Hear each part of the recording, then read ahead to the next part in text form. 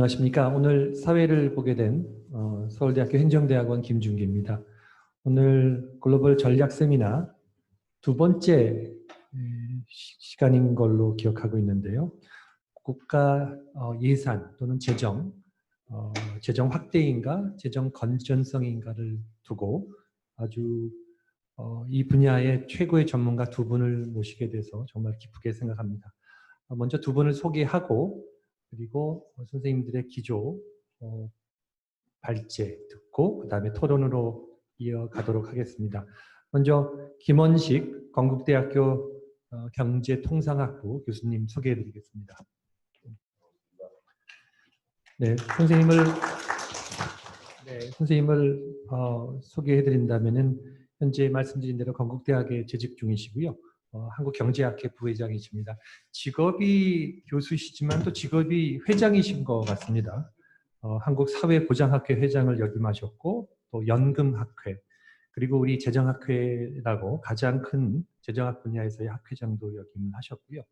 네, 연기금 관련된 또 정부 자문, 재정 관련된 자문 보니까 심지어는 90년대 초반에는 경제발전 계획의 자문도 하셨더라고요. 네. 정말 이 재정 분야에서는 정말 가장 최고의 전문가가 아닌가 생각됩니다. 다음으로 김태일 고려대학교 행정학과 교수님 소개해드리겠습니다. 네. 우리 김태일 교수님은 지금 고려대학교 정경대학 학장을 역임하고 계시고요. 행정학회 연구부회장 그리고 정책학회 교육특별위원장을 지내셨고 가장 재정학 또는 행정학 분야에서 가장 프로덕티브한 학자가 아닌가 생각됩니다. 정말 본받을 게 많으신 분인데 관련된 분야의 책도 많이 쓰시고 제가 존경하는 우리 행정학자 중에 한 분입니다. 자, 오늘 소개는 이 정도로 하고요. 오늘은 약간 최근에 이 재정과 관련된 환경을 잠깐만 소개해드리고 김원식 선생님 발제 듣고 또 김태일 선생님의 발제를 듣도록 하겠습니다. 우리나라가 지난 9월 달에 8월 달이었죠. 네 번째 4차 추경을 통과시켰습니다. 한 해에 네 번이나 추경을 했다는 것은 제가 알고 있기로는 1961년 이후에 처음입니다. 1961년에 4번 했고요. 자료를 찾아보니까 6.25 동란 때 1950년에는 추경을 무려 7번 했었습니다. 그 이후에는 뭐 초유의 사태라는 것을 얘기하죠. 추경 규모도 60조가 넘었습니다. 아마 그 규모로서는 가장 큰 추경 중에 하나였고요. 그리고 정부는 매년 국가재정운용계획을 발표해서 국회에 9월 초에 제출을 하게 되는데요. 9월 초에 발표된 국가재정운용계획도 매우 팽창적인 그런 재정계획을 수반을 하고 있습니다. 좀 이따 우리 김원식 선생님께서 아마 그 자세한 수치를 말씀을 드릴 텐데 거기서 나타난 핵심적인 것은 앞으로 향후 5년 동안에 대한민국의 재정 지출 증가율은 5.7%로서 세입 증가율 3.7 내지 3.5%보다 훨씬 높은 팽창지향적인 그런 재정 구조를 가져가겠다고 지금 선언을 하고 있고요.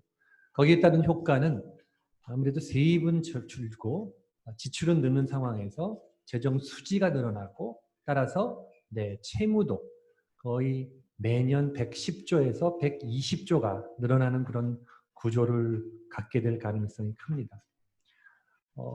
그게 아마 제 생각에는 정부가 발표한 것이 통상적으로 언더 에스티메이션 될 가능성도 있지만은 오버 에스티메이션도 가능하겠죠. 근데 많은 학자들은 이러한 수치들이 아마 더 악화될 가능성이 크다. 즉 재정 수지는 더 악화될 것이고 정부가 예측한 것보다 채무는 더 증가할 것이다. 이런 예상들도 예측들도 있습니다. 그래서 그러한 내용들을 중심으로 먼저 우리가 팩트에 대한 내용, 우리 재정 상황이 어떻고 이러한 재정 상황이 말씀드린 대로 재정 수지 적자와 큰 국가 채무의 증가로 이어질 가능성이 큰데 과연 지속 가능하겠느냐. 그리고 다른 대안들이 있다면 어떻게 우리가 대안들을 모색을 해야 되느냐를 중심으로 논의를 하도록 하겠습니다. 자, 그러면은 먼저 김원식 선생님한테 발제를 좀 부탁을 드리겠습니다. 발제는 아까 말씀드린 대로 한 20분 플러스 마이너스로 해주시면 감사하겠습니다. 네.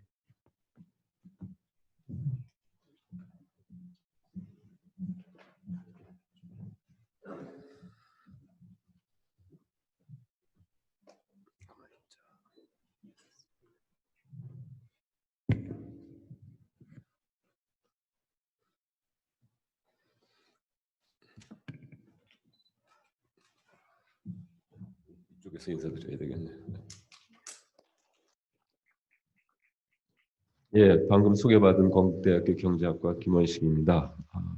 김준기 교수님은 예산정책처장 당시에 그 예산정책처에 관련된 업무에 관련해서 많은 그 정책적 논의를 했던 경험이 있습니다. 그래서 또 이렇게 학교에 와서 아카데미컬한 논의를 또 지속하게 돼서 대단히 반갑고 또 영광스럽게 생각을 합니다.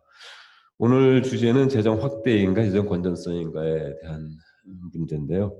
사실 국가 재정이라는 것이 매우 크게 다를 것 같지만은 사실 우리가 현실적으로 당면하는 가계 경제 문제와 크게 다르지 않다고 봅니다. 그러니까 우리가 보통 소득이 있고 지출이 있는데 항상 소득이 있는 가운데 지출을 해야 되는 것이고 또 그러지 못할 경우에는 뭐 금융이라든지 뭐 제1금융권이든지 제2금융권에 가서 융자를 받게 되죠.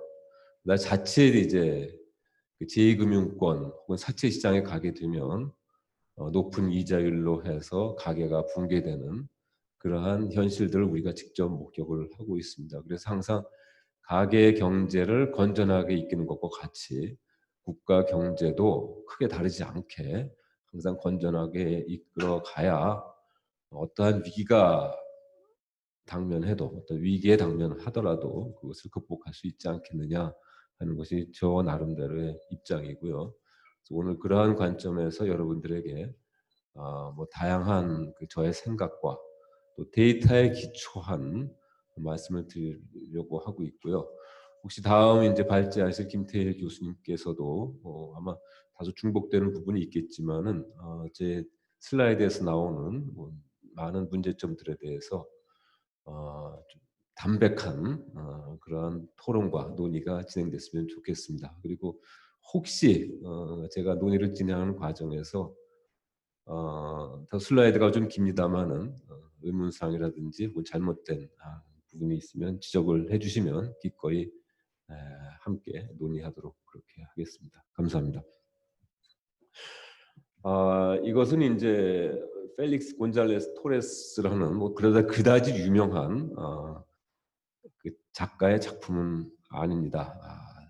설치 예술을 하는 작가고요. 지금 여러분들이 이 그림에서 보는 저 산더미는 캔디입니다. 실제 캔디입니다. 그래서 캔디를 가지고 뭐 이러한 색색 혹은 또 다양한 그림, 다양한 그 색깔의 캔디를 가지고 이제 작품을 하는데 여기에 특징은 뭐냐면은 보통 이제 설치 미술 박물관에 가게 되면은 돈 터치거든요. 그런데 이 토레스 작가의 뭐 돌아가신 분이긴 하지만은 이 작가의 그 앞에 팻말에는 Please touch the art 만져도 됩니다. 이렇게 되는 거죠. 그러니까 이 캔디니까 오는 사람들이 이 캔디를 하나씩 지금 가져가는 거예요. 여러분 보이는 바와 같이. 그럼 어떻게 되겠습니까? 작품이 없어지겠죠. 그래서 없어지는 상태로 끝나는 그러한 그 박물관도 있고 미술관도 있고 어떤 경우는 놀랍게도 이 작품이 없어지니까 사람들이 거기다 도로 캔디를 갖다 놓는 거예요. 그래서 더 그 기존에 설치된 그 캔디보다 더 많은 캔디가 모여지는 경우도 있다. 이렇게 보는 거죠. 그러니까 지금 저는 이것을 국가 예산이라고 보고 있습니다. 예산이 지금 있거든요.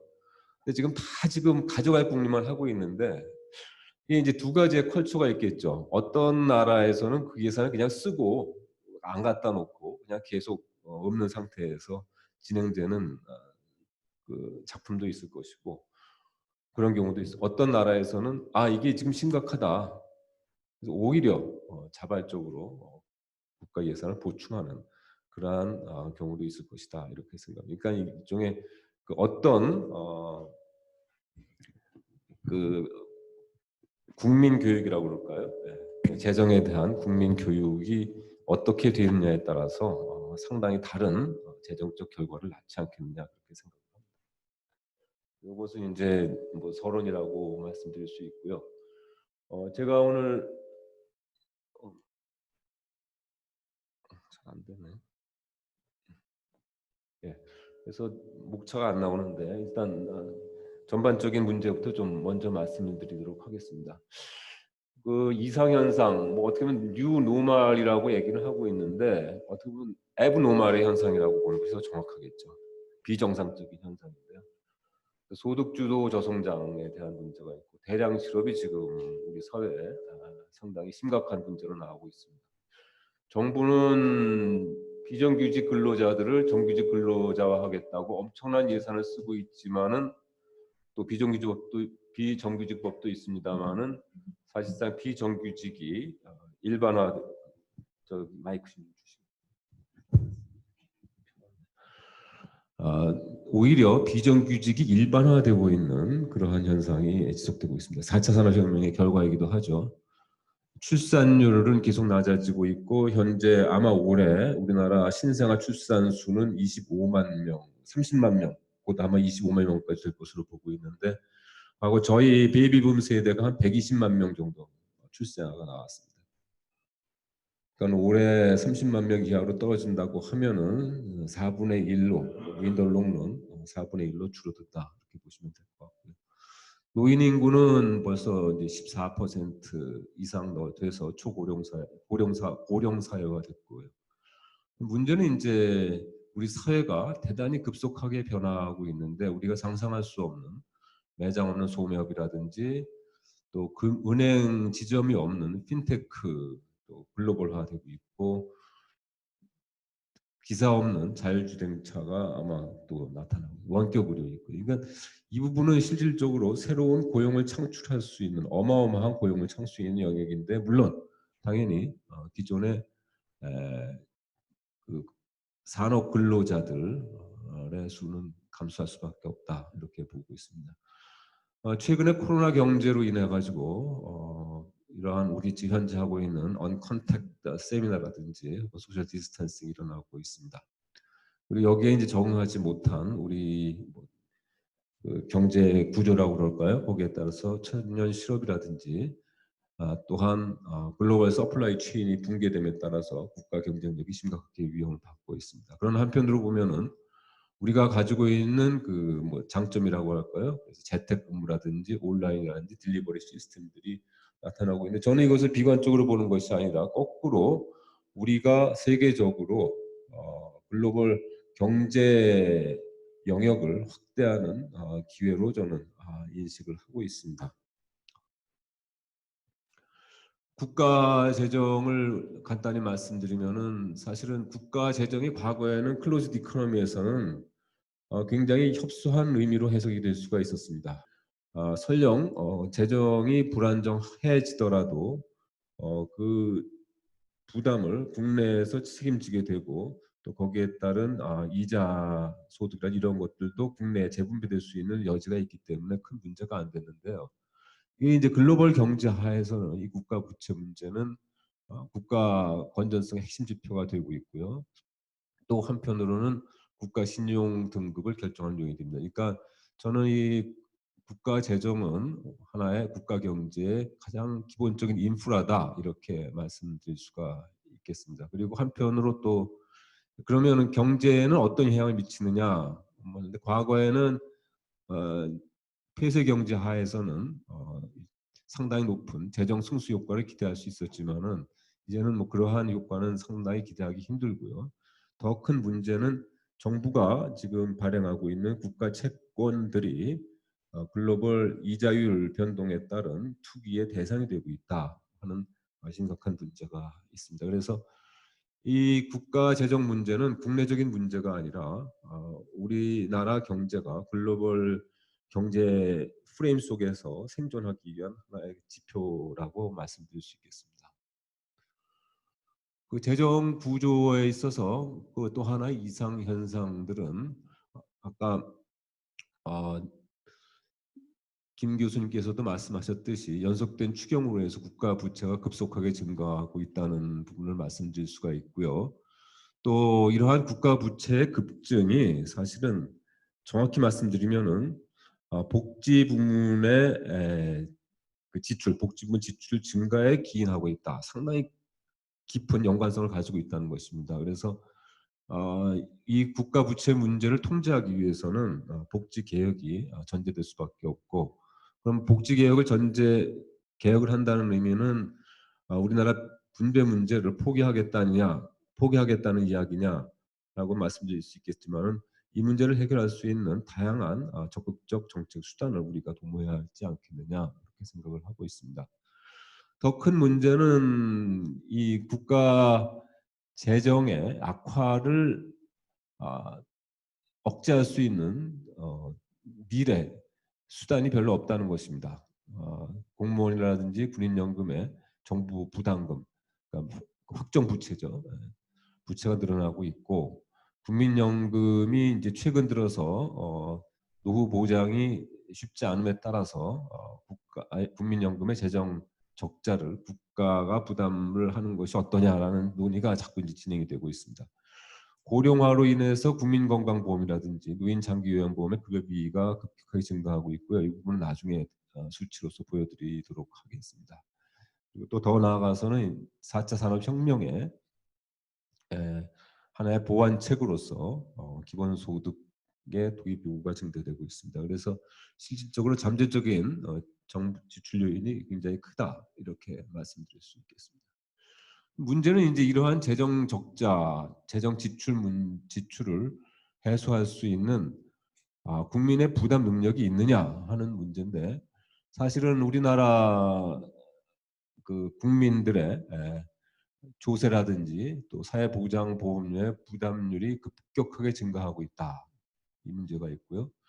또 앞으로 사회보험의 적자로 인한 보험료 인상이 불가피하다라는 측면입니다. 그리고 근로자의 부담, 다음 세대의 부담이겠죠. 왜냐하면 재정 적자 문제는 다음 세대의 부담이 될 가능성이 높기 때문에 이들 역시 저출산과 저생산성으로 인한 낮은 임금 상승률로 인해서 경우에 따라서는 이러한 부담을 깊이 어떤 형태로든 간에 기피할 가능성이 굉장히 높다는 얘기입니다. 그러니까 앞선 세대의 이러한 복지비 부담을 기피하거나 혹은 해외로 탈출을 하거나 하는 심각한 현상을 얘기할 수가 있습니다. 결국 정부 입장에서 봤을 때는 뭐 재산세라든지 세수 증대를 통해서 하겠다고 하고 있지만은 실질적으로 여기에 따른 심각한 사회적 부작용이 나타나고 있습니다. 저는 이것이 결과적으로 이제 오늘 우리가 주제로 하는 내용이라고 보고 있고요. 더 나아가서는 자칫 현재와 같은 상태가 지속되게 되면은 트레지디 오브 프리 머니, 그러니까 뭐 트레지디 오브 커먼스라고 이제 우리가 보통 얘기하고 있지만은 실질적으로 이러한 그 무상 급여의 비극이 이어질 수도 있다라는 점을 말씀드리겠습니다. 그 장기 재정 전망을 간단히 말씀드리면은 현재 우리나라 국가 채무는 뭐한 40%, 45%까지 올해 보고 있습니다만은 최근에 나보의 그 전망으로는 한 2060년에 180%까지 증가하는 것으로 나타나고 있습니다. 또 다른 문제는 이제 이 과정에서 물론 2018년도 코로나 이전에 추계이긴 합니다만 의무지출이라는 것은 법적으로 국회가 지출하도록 한 지출을 말씀드리는데 이것이 벌써 50%가 넘었습니다. 그래서 이 국회가 보장한다는 의미는 이 복지 부문을 구조조정하기가 거의 불가능하다 이렇게 볼 수밖에 없습니다. 그래서 이러한 의무 지출의 비율을 일단 줄이면서 국민들이 독자적인 또 혹은 자조적인 생활을 꾸려나갈 수 있는 근본적인 대책을 마련하는 것이 이제 급하다 이렇게 말씀드릴 수가 있겠습니다. 국가 부채 추이는 뭐 현재 보시는 바와 같이 크게 늘어나고 있다는 것을 보여드릴 수가 있고요. 또 하나는 이제 조세 부담률 역시 2019년에 20% 정도 급격하게 늘어나고 있습니다. 근데 이제 문제는 조세 부담률은 뭐 쉽게 크게 늘릴 수가 없는 부분이긴 하지만은 사회보험 같은 경우에 있어서는 실질적으로 자기의 부담과 급여 혜택이 직접적으로 연관되기 때문에 사회보험료의 부담 증가를 우리는 더 깊이 생각을 해줘야 된다 이렇게 말씀드릴 수 있겠습니다. 이것은 이제 세수 실적 추이인데요. 보통 이제 재정학 관점에서 보면 마이크로적인 관점이 많습니다만은 이것은 이제 매크로적인 관점 우리가 읽을 수가 있습니다. 2018 세출이 증가했음에도 불구하고 국세청 세수 실적이 2019년에 불과 1%도 안 되는 현상. 2018년에 10%였습니다. 그러니까 이 세수 실적은 전년도에 기초하기 때문에 2010년, 17년까지는 경기가 매우 좋았다. 뭐 그다지 나쁘지 않았다. 이렇게 말씀드릴 수가 있는 거죠. 근데 이제 2019년 올해도 이제 세수 적자가 이미 나고 있는데 그래서 현재의 그 정부 재정 문제는 사실은 코로나 이후의 문제가 아니라 이미 코로나 이전에 고착된 문제다 이렇게 말씀드릴 수가 있겠습니다. 그래서 현재 우리가 당면한 문제는 기존의 경제 구조에 대한 개혁, 구조조정과 그다음에 코로나 이후의 새로운 환경에 대응한 또 다른 구조조정 이 두 가지 복합적 구조조정 위기에 당면하고 있다고 보고요. 또 한편으로 보면은 이 두 문제가 우리에게 굉장히 큰 네거티브한 시너지 효과가 나타날 수도 있겠지만 이 두 부분을 잘 조화를 할 수 있다면 우리는 어떤 다른 경쟁 국가들보다 쉽게 문제를 해결할 수 있다. 한 방에 해결할 수 있다. 뭐 이렇게 말씀드릴 수 있겠습니다. 그 문재인 정부의 그 재정 정책을 보기 위해서는 뭐 2019년도부터 볼 수밖에 없는데요. 여러분 보는 바와 같이 2019년도에 추경이 한 GDP 대비 38% 정도 나왔고요. 관리재정 수지 적자가 한 30조 정도 나왔어요. 18년에. 그리고 이제 19년에 최종적으로 관리재정 수지가 37조 정도 그렇게 나왔습니다. 근데 한편으로 보면은 이제 그 요인들이 분묘 증가 요인을 보면은 2018년까지 말입니다. 18년까지 19년이죠. 19년에 분별 증가율은 복지 부분이 이제 12% 일자리 예산이 22%입니까? 이것이 이제 포인트가 되는 거죠. 그러니까 문정부에서 얘기하는 현 정부에서 얘기하는 소득주도 성장은 주로 일자리 예산을 통한 정부 지출을 많이 하겠다는 얘기거든요. 그래서 일자리 예산이 급격하게 늘어납니다.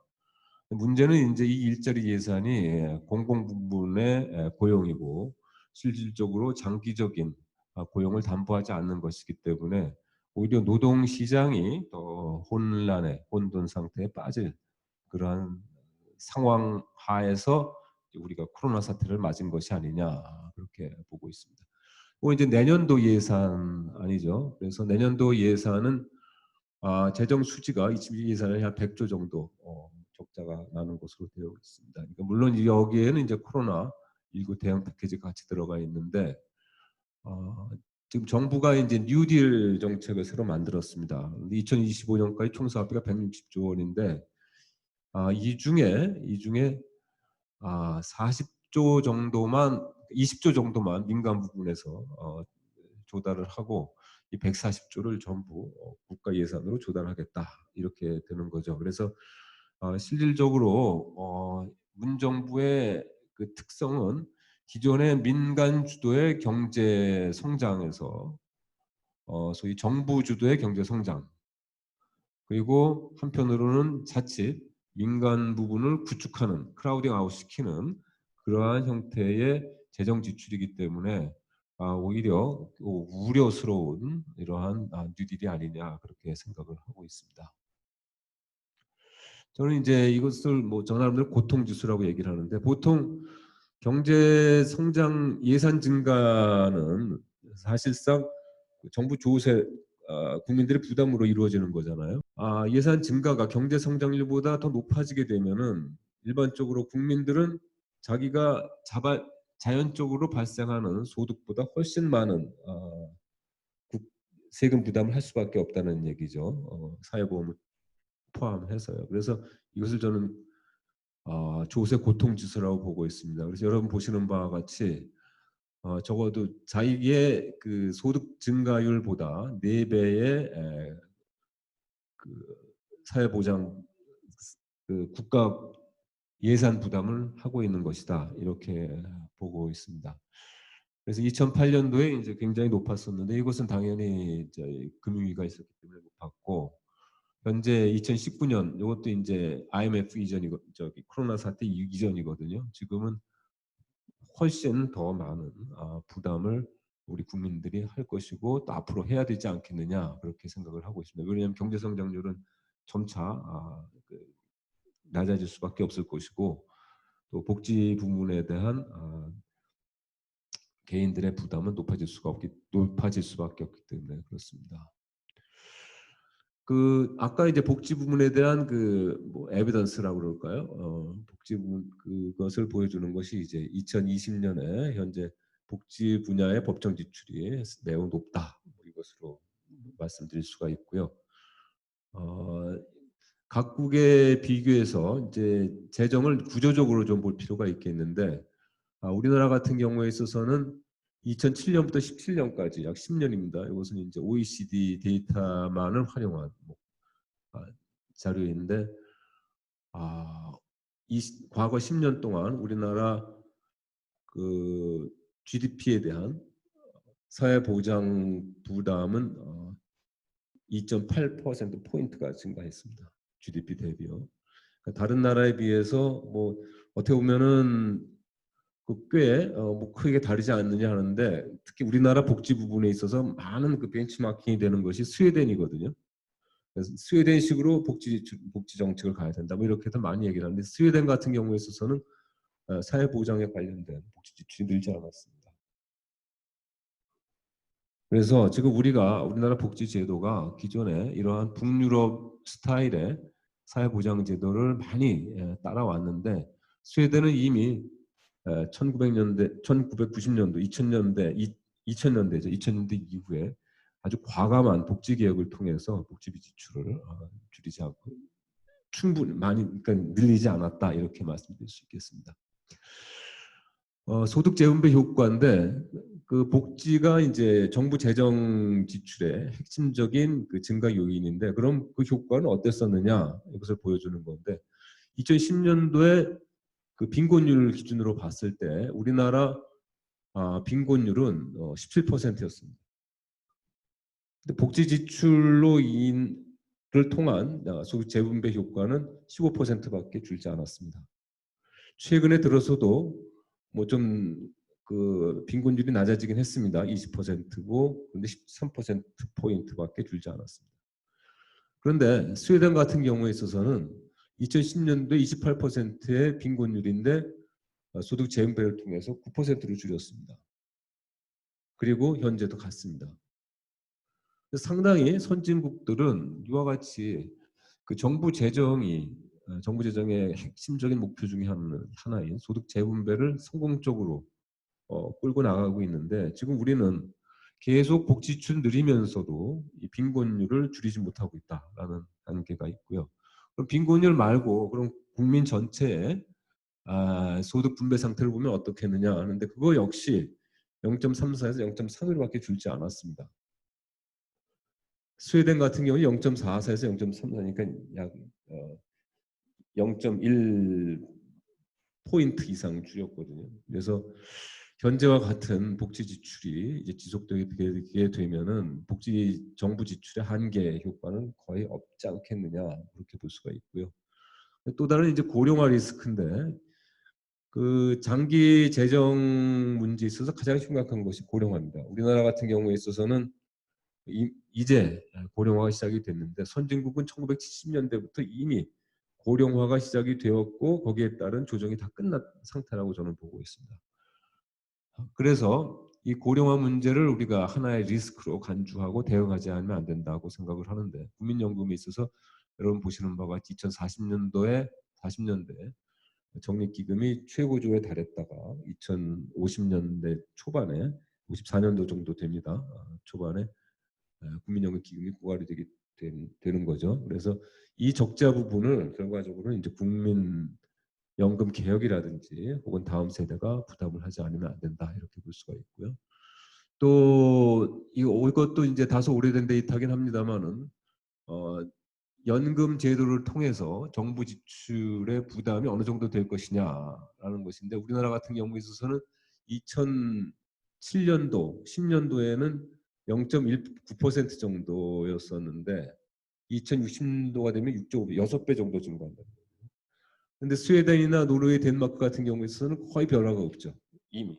그러니까 앞으로 고령화가 이제 진행됨에 따라서 여기에 제대로 대응하지 않으면 우리는 다른 경쟁국들과 비교해서 매우 심각한 재정 위기를 겪을 수가 있다 이렇게 말씀드릴 수 있고요. 또 다른 리스크는 이제 건강 혹은 요양에 관련된 리스크인데 우리나라 같은 경우에 아주 특징적인 경우가 노인들은 돈이 없기 때문에 병원을 못 갈 거라고 생각을 했습니다. 맞습니다. 여기 이렇게 그 나이가 듦에 따라서 국민 1인당입니다. 노인 의료비가 줄어들고 있는데 건강보험. 근데 최근 들어서 이것이 계속 올라가고 있습니다. 오래 살면서. 이것은 뭐냐면은 다음에 이제 말씀드릴 장기 노인 요양보험 효과인데요. 장기 노양보험의 급여비가 떨어지니까 그 돈이 전부 건강보험, 노인 의료비로 다 넘어가고 있다는 거죠. 그리고 더 심각한 문제는 요양보험들이 많이 생기면서 노인 의료비에 대한 도덕적 해이가 굉장히 심각해졌습니다. 그래서 오늘 자료에서는 보이지 않지만은 OECD 국가 중에서 도덕적 해이 혹은 낭비가 가장 심한 의료 제도가 바로 우리나라 의료 제도입니다. 그래서 의료보험 개혁이 동시에 같이 이루어져야 된다는 것을 여러분들에게 보이고요. 이것은 이제 그 문재인 정부가 새로 도입한 제도들, 그러니까 혹은 또 기초연금을 25만 원에서 50만 원으로 인상한다든지 건강보험에서 문재인 케어를 통해서 어, 그 늘어난 부담금, 그 다음에 노인 장기 요양보험의 확대를 통해서 나타난 거기에 따른 정부의 부담금이 앞으로 어떻게 늘 것인가를 판단하는 것입니다. 그랬더니 현재 상태 1인당 국민 1인당 복지 수준을 전부 다 그대로 놔두고 연간 2050년도에는 현가로 15조 원 정도의 세금을 더 걷어야 된다는 거죠. 그러니까 세금을 더 걷지 못하면 이 15조 원은 전부 재정 적자가 되는 겁니다. 국가 부채가 되는 겁니다. 그래서 총체적으로 25년까지 현재와 같은 그 복지 세수를 유지하고 한다면 우리나라는 이 부분에서만 요 세 가지 부분에서만도 300조 원의 국가 부채가 늘어난다. 이런 말씀을 드릴 수가 있겠습니다. 굉장히 높은 부담이라고 말할 수가 있습니다. 또 한편으로는 이제 공무원 연금 충당 부채인데 이것도 약 현재 950조 원 정도 되고요. 그래서 이에 따른 관리가 필요하다 이렇게 말씀드릴 수 있겠습니다. 문제는 이제 현재 정부 정책이 상당히 현금 중심의 복지 정책으로 가고 있고 또 하나의 문제는 이러한 그 정책 경제적 부담을 만회하기 위해서 또 다른 또 복지 비용을 지출하고 있다는 것입니다. 그러니까 병 주고 약 주고 하는 형태의 복지 지출이 지속적으로 이루어지고 있다 이렇게 말씀드릴 수가 있겠습니다. 그래서 전체적으로 보면은 이번 정부의 가장 큰 그 하나의 아젠다는 평등한 혹은 또 공정 이렇게 얘기하고 있습니다만은 실질적으로 고속자에게 세금을 많이 징수해서 나눠주기식 혹은 퍼퓰리즘 형태의 복지 지출을 하고 있기 때문에 이에 대한 이제 좀 검토가 필요하고요. 그럼 앞으로 이제 정부 정책이 무엇이 문제인가를 간단히 말씀드리도록 하겠습니다. 다른 나라 같은 경우에 있어서는 이러한 국가별 재정 위기 관리에 대한 리포트를 만들고 있습니다. 그러니까 항상 예산서에는 앞으로 우리가 어떠한 위기에 당면할 수 있다는 것을 평가하고 있는데 우리나라는 OECD 국가 중에서 제일 하지 않는 나라 중에 하나입니다.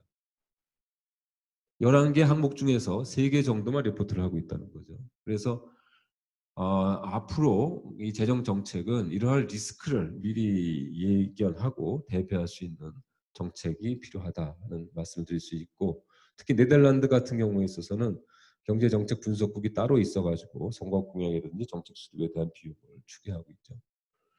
국가신용등급은 여러분 보시는 바와 같이 재정 건전성이 굉장히 중요한 요소입니다. 오늘 방금 전에 말씀드린 세수, 그다음에 세출 구조, GDP 대비 국가 채무, 보증 채무, 연금 건전형 건전성.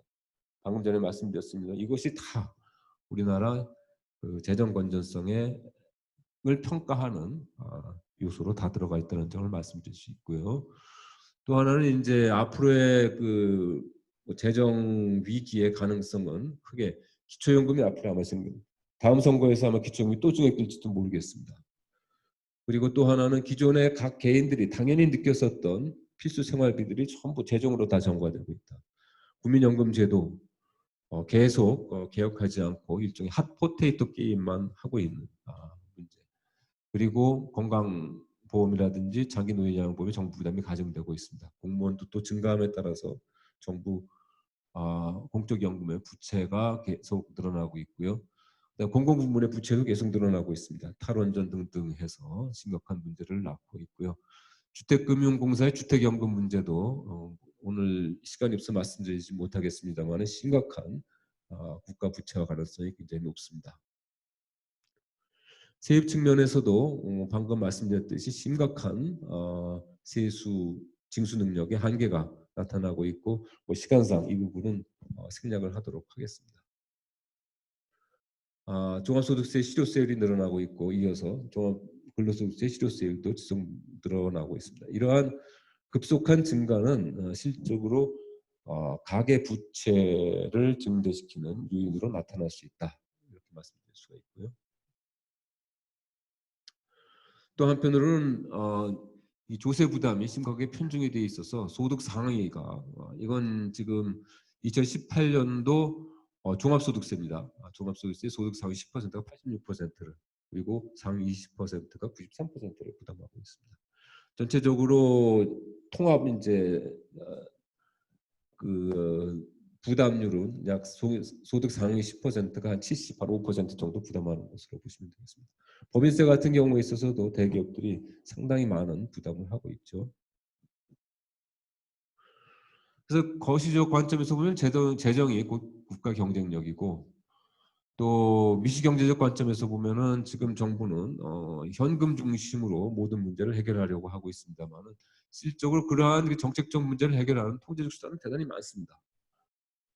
그래서 뭐 규제 완화라든지 혹은 민관 협력이라든지 너칭이라든지 이러한 적극적인 또 보조적인 정책을 써야 되는데 이 현금 지출은 선거 혹은 정치적 관점에서 보면 대단히 겉으로 드러나는 좋은 전략일 수밖에 없기 때문에 이러한 정책의 수정 없이는 현재 재정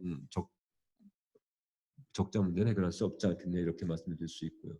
최근 들어서 이제 한국형 재정 준칙에 대한 논의가 굉장히 많습니다. 문제는 우선 관리 재정 수지를 중심으로 기존에 관리를 해왔었는데 통합 재정 수지로 전환되는 거죠. 근데 문제는 현재는 큰 문제가 없는데 국민연금이 이제 적자로 돌게 되면은 통합 재정 수지는 급격하게 나빠질 수밖에 없습니다. 그럼 그 문제는 우리가 어떻게 할 것이냐에 대한 대안이 없고요. 물론 이제 그 전에 국민연금의 재정 적자 문제는 해결이 될 수도 있겠지만은 또 한편으로는 국가 채무 비율과 국내 총생은 서로 음해 관계거든요. 그래서 불경기로 인해서 국가 채무가 불경기로 인해서 소위 GDP가 떨어지게 되면은 결국 전체적인 국가 채무 비율이 상승하게 되는 거죠. 그래서 심각한 문제가 있습니다. 제가 5분만 더. 네, 네. 네, 그렇게 하겠습니다. 넘어가도 예정이고요. 네. 그래서 재정 중치 방향은 당연히 재정 중칙이 필요할 것이고 사회보험 개혁 또 한편으로는 이제 경제 구조의 개혁에 따른 문제를 우리가 해결할 수가 있다고 보고 있습니다.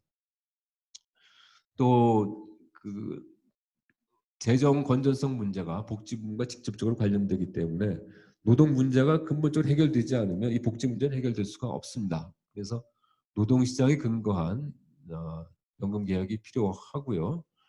또 한편으로는 예산 개혁에 있어서는 좀 장기적이고 또 현재 우리나라는 지방자치제도가 도입되고 있습니다만 중앙과 지방 간의 폭넓은 관점의 재정 개혁 그리고 투명성과 단순성이 있는 예산 개혁이 필요하다고 보고 있습니다. 제가 이제 말씀드리고 싶은 것은 현재 우리나라의 그 상당 부분의 복지 부분을 긍정적인 마인드에서 개혁하려는 성격보다는 사회적 갈등에서 야기된 문제들을 해결하려고 하는 그러한 요소가 굉장히 높습니다. 그래서 저는 이 문제가 근본적으로 해결되기 위해서는 이러한 사회적 갈등을 최소화시키는 것이 가장 빠른 건전 재정의 길이라고 저는 보고 있고요. 그래서 이것이 제가 보는 사회적 대타협 모델인데 현재 상태는 기업과 가계, 그러니까 근로자가 되는 거죠. 서로 노동조합을 중심으로 한 파괴적인 제로섬 게임을 하고 있다. 뺏고 빼앗는 게임을 하고 있다. 협력이 필요하다. 기업과 근로자, 가계는 일체라는 것을 우리가 좀 인식하고 보다 가까이 할 필요가 있고 기업과 정부 관점에서는 규제 중심의 혹은 규제를 통해서 저소득층이라든지 중소기업을 보호하는 정책을 쓰고 있습니다만 탈규제를 통해서 파이를 키우고 그들과 성장 가운데 배분을 할 수 있는 그러한 인스티튜션을 만들 필요가 있다. 또 가계와 정부의 관점에서는 무상복지를 통해서 모든 것을 다 의료, 교육, 주택 문제까지 다 정부가 책임지려고 하고 있지만 그거는 무리한 요구라고 저는 보고 있고 최후의 안전망으로서 정부가 역할을 해주고 스스로 자립할 수 있는 시스템을 만들 필요가 있다. 이렇게 말씀드릴 수 있겠습니다. 그래서 이 정부의 문제들에 대해서는 다시 말씀드릴 필요는 없다고 보고요. 재정 안정의 핵심은 역시 복지일 수밖에 없고 복지 개혁 없이는 재정 안정이 불가능하다 이렇게 보고 있습니다. 그리고 복지 정책의 문제는 실질적으로 소위 맥시민 개념이거든요. 그러니까 저소득층을 어떻게 하면 업그레이드 시킬 수 있는가에 대한 문제로서 봐야 될 것이고 현재 우리가 보고 있는 전국민 복지의 개념은 사회 발전 정책으로 봐야 되지 않겠느냐 이렇게 보고 있습니다. 그리고 현재 가장 큰 문제는 이 복지 부문의 질적인 문제입니다. 이것을 정부는 모든 공교육 혹은 공적 개념으로 공적 정부 주도로 해결할 수 있다고 보지만은 사실은 다양화되는 우리 사회에서 정부 중심의 이러한 복지 정책은 한계일 수밖에 없습니다. 만족하지 못한다는 얘기죠. 그래서 퍼블릭 프라이빗 믹스의 혹은 경쟁과 보완 관계가 필요하고요. 또 제3섹터의 활성화, 시민사회의 역할 등이 강조돼야 된다 이렇게 보고 있습니다.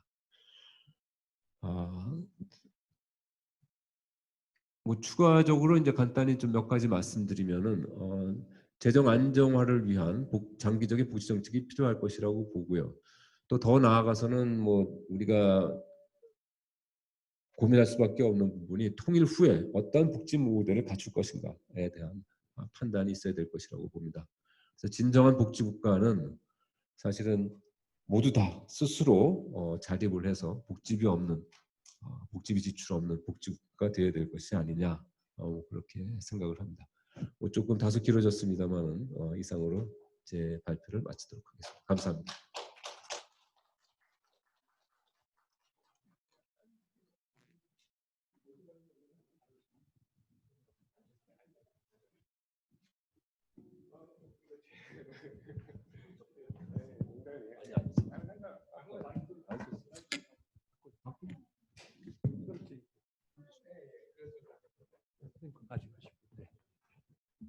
착석해 주시면 네.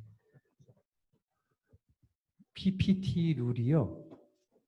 한 장당 사실 1분이더라고요. 근데 선생님 55쪽인데도 조금 더 빨리 끝내주셔서 고맙다는 말씀. 감사합니다.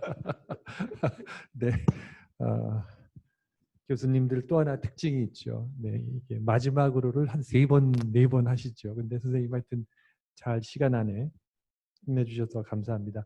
정말 방대한 양을 담고 있고, 또 우리 김은식 우리 회장님의 상당 부분 또 철학이 담겨 있지 않은가 생각됩니다. 이거는 그리고 재정 정책뿐만 아니라 제 생각에는 복지 정책 말씀하셨지만은 국가에 운영하는 어떤 거버넌스 개혁 전반에 대한 말씀을 포함시켜 주신 게 아닌가 생각됩니다. 정말 저도 많이 배웠습니다. 자, 이렇게 이제 크게 김은식 회장님이 이렇게 이제 말씀을 주셨는데 우리 김태일 선생님 기대가 됩니다. 모두 발언 부탁드립니다. 예, 저는 이렇게 뭐 PPT 발제는 안 하고요. 원래는 이렇게 서로 질의응답하는 거였거든요. 그래서 간단히 모두 발언 정도 하고요. 바로 질의응답하게 낫겠습니다. 일단 기본적으로 이런 거죠. 그러니까 사실은 오늘 저 사회자께서 우리 둘 요청했을 때는 김원식 선생님은 좀 더 이제 건전성에 치중하고 저는 약간의 어떤 좀 확대적인 그런 쪽에 치중한 약간 그런 쪽에 이제 의미를 아마 부르신 것 같은데요. 근데 기본적으로 이건 있어요. 모든 재정학자라는 거는 기본적으로 어떤 재정이 지켜야 될 두 가지가 하나는 지속 가능성이고요. 또 하나는 그러니까 효과적으로 정말 국민의 세금을 가지고 사용하는 거니까 정말 효과적으로 잘 적재적소에 잘 사용해야 한다는 건 가장 모든 재정이 지켜야 될 기본인 거죠. 그래서 그 두 개에 대해서는 자기가 어떤 입장을 취하는 재정학자든 간에 다 동의를 할 거예요. 다만 그 두 가지의 방법에서 이제 좀 차이가 있는 거죠. 그래서 저도 사실은 제가 이제 학교에서 이제 수업을 가르칠 때 제일 첫 시간에 항상 그 얘기를 해요. 야, 행정의 기본 당위성이라는 거는 그러니까 정부가 국민한테서 10만 원씩 세금을 걷어가지고서 사용할 때 그러니까 그거를 10만 원을 걷지 않고 개인이 사용할 때보다 정부가 10만 원 세금 걷어서 그걸 가지고 정부가 지출했을 때 사회적으로 더 큰 효용을 창출하지 않는다면은 정부의 정당성은 없다는 얘기예요. 당연히 그렇잖아요. 그러니까 결국은 국민의 돈을 걷어가지고서 정부가 사용하니까 최소한 정부가 그걸 사용해서 정당성이 있으려면은 국민이 개인들이 사용하는 것보다 어떤 뭐 공공재 공급이라든가 등등등 해서 더 큰 사회적인 가치를 창출해야만 정부 지출에 정당성이 있다고 생각해요. 그래서 정말 정부가 재정을 효과적으로 사용해야 한다는 건 너무너무 중요한 건 너무 당연한 거죠. 그렇지만 이제 아까 김원희 선생님이 말씀하신 뭐 김원희 선생님도 다 그런 기본적인 동의지만 그럼 구체적으로 어떤 방향으로 하는 게 효과적으로 쓰는 거고 어떤 방향으로 쓰는 게 장기적으로 우리의 그 경제 혹은 재정의 지속 가능성을 더 강화시킬 수 있는 거냐에 대해서는 약간 좀 다른 의미인 것 같습니다. 그리고 아까 이제 우리 김원식 선생님께서 처음에 그 얘기를 하셨죠. 국가 재정이라는 게 어떤 개인의 가계 어떤 그 재정, 어떤 뭐 가계에서 이런 살림과 개인 살림과 마찬가지라고 생각하신다고 했는데 뭐 그럴 수 있어요. 근데 이제 다른 한편은 그런 얘기도 또 있어요. 약간의 제가 굳이 반대를 한다면은 사실은 이제 그 국가 재정일 가계 재정의 비율 가장 유명한 거는 이제 그 영국의 그 대처 수상이 1980년대 집권하면서 그 얘기를 했어요. 그러니까 그분이 가정주부라면은 이렇게 정부가 어려울 때 어떻게 해야 하는지 안다. 당연히 가정주부라면은 살림이 어려울 때는 허리띠를 졸라맨다. 라는 그래서 그 얘기를 하면서 이게 국가 재정을 가계 재정에 비하면 굉장히 유명해졌는데 그거에 대해서 이제 뭐 굉장히 타당해요. 타당한데 또 거기다 반론도 있거든요. 그에 대한 반론 중에 이제 이걸 갖고 이제 하우스홀드 펄러시라 그러니까 어떤 가계로 국가를 가계로 생각할 때 오류라는 이제 그런 게 이제 또 유명한 쪽이 그건 뭐냐면 이런 거니까 그러니까 그냥 쉽게 생각하면 우리가 케인즈를 생각하면 돼요. 케인즈는 국가가 경기가 침체되어 있을 때는 정부가 지출을 확대해서 그래서 좀 더 그 경기를 좀 이렇게 붐하게 하고 그 다음에 이제 경기가 호황일 때는 좀 경기를 다운시키기 위해서 좀 더 그러니까 사실은 개인이라면은 어려우면은 적게 쓰고 해야 되고 조금 뭐 좀 여유가 있으면 많이 써야 하는 거지만 정부는 이렇게 우리 지금 코로나처럼 힘들 때는 오히려 정부가 적극적으로 지출을 해서 좀 경기를 부양하는 것 그리고 또 경기가 호황이면은 세금을 많이 걷어서 좀 더 경기를 안정. 그게 오히려 이제 맞다. 그래서 이제 그런 측면에서 사실은 이제 그러니까 국가는 가계와는 좀 다르다. 물론 같은 면도 있지만 그런 결정적인 어떤 경기 진작에는 굉장히 다르거든요. 그래서 그런 게 아마 김은희 선생님과 저의 오늘 이 아마 그 질의응답에서 조금 기본적인 관점을 갖고요. 그 다음에 이제 또 하나가 그 재정에 대한 관점에서 하나 또 더 추가한다면요. 그게 이제 작년이죠. 그러니까 아직 코로나가 유행하기 전에 2019년도 초에 이제 미국 경제학회에서 이제 그때 그 블랑체드 회장이었나요? 그분이 이제 그 기조연설 같은 걸 했었죠. 그게 굉장히 이제 유명했는데 그분이 어떤 걸 했냐면 이런 거죠. 그러니까 국가 채무와 이자율의 관계인데, 그러니까 요즘은 굉장히 이자율이 전 세계적으로 굉장히 낮잖아요. 그래서 이렇게 굉장히 이자율이 낮을 때는 국가 채무가 결국 국가 채무 부담은 그게 이제 국채 이자에 대한 부담이 그렇게 되는 건데 이렇게 굉장히 이자율이 낮을 때는 그래서 경제 성장률보다 이자율이 낮을 때는 국가 채무가 큰 부담이 되지 않을 수 있다는 얘기를 하면서 오히려 이렇게 굉장히 그러니까 경제 성장률이 국가 이자율이 높을 때는 오히려 좀 채무를 별로 걱정하지 말고 좀 채무가 늘더라도 적극적인 정책이 좋을 수 있다. 그런 얘기를 했거든요. 그래서 그게 작년에 그게 굉장히 논쟁적이었는데 올해 이제 코로나 사태가 터지면서는 다 이제 그런 식으로 이제 가고 오히려 이제 나중에 얘기했지만 코로나 이후에 그러면 재정의 역할을 어떻게 볼 것이냐 할 때도 그때 작년에 그 런체드 교수가 한 발표한 그게 굉장히 큰 논란이 될 수 있습니다. 뭐 일단 뭐 이런 정도로 해서 기본적인 어떤 시각의 차이 그건 말씀드리고 모두 발언 마치겠습니다. 네. 감사합니다. 저희가 이제 한 1시간 정도 남았는데요. 이 시간 동안에는 좀 핵심적인 이슈를 좀 짚어보고 또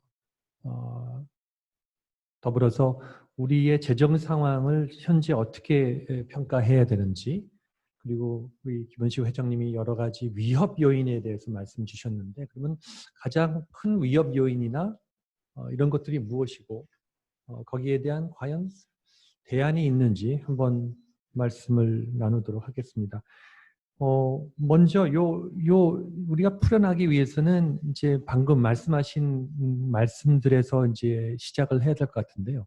선생님 그 방금 말씀하신 블랭샤드의 그 말씀 아시죠? 네. 네.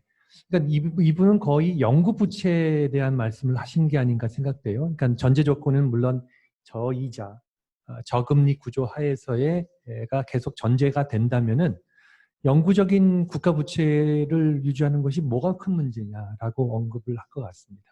선생님은 어떻게 반론을 하시겠습니까? 네, 저는 이제 케인즈부터 좀 먼저 말씀을 드릴게요.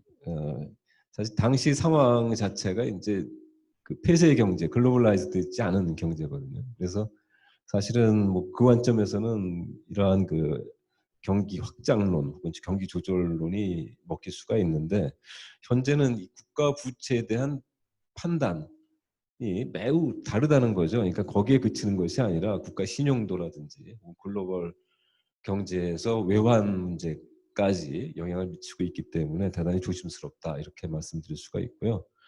그 다음에 이제 이사율이 낮을 때는 뭐 채무를 했는데 이건 일종의 코어포레이트 파이낸싱에 나오는 기본 원리거든요. 그러니까 저는 아까 이제 하우스홀드 파이낸싱의 문제고 지금 말씀하시는 건 코퍼레이트 파이낸싱 관점에서는 당연히 이자율이 낮을 때는 기업 입장에서는 많이 빌려서 투자를 할 수가 있어야죠. 그런데 현재 우리나라 상황이라는 것은 이런 파이낸싱을 해가지고 그 돈을 어디에다 쓰느냐 하는 문제가 있거든요. 그러니까 과거에 70년대에도 그때는 물론 당연히 이제 국가 채무가 큰 문제가 안 됐었고 또 사실은 어떤 의미에서 그때 또 외채 문제가 많이 문제가 되긴 됐었어요. 그런데 당시에 그것은 국가의 성장 자금, 뭐 인프라를 구축하는 데다는 이런 데 사용이 됐었거든요. 근데 지금은 실적으로 거기다 소비성으로 지출되고 또 심각한 문제는 나가면 이 돈이 또 한류가 안 된다는 말이죠. 그래서 이 전체적인 이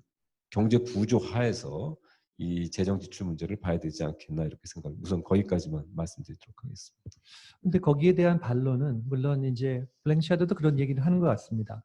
뭐 정혁 선생님 너무나 잘 아실 텐데 사실 물론 SOC를 포함해서 생산적인 수단에 쓰면 쓸수록 사실은 부채의 용도가 선생님 말씀하신 대로 정말 생산적인 수단에 쓸 때에는 부채에 정말 효용이 있는데 선생님 지금 말씀하시는 것은 지금 대부분 복지나 이런 이전 지출에 들어가는데 그게 무슨 의미가 있겠느냐를 말씀하시는데 사실은 또 여러 가지 논의에서 풀어보면은 복지도 그러니까 사회의 불안전성을 제고하고 또 양극화를 제거하고 이러한 이전 지출의 순기능 같은 것을 또 주장하시는 분들이 있는데요.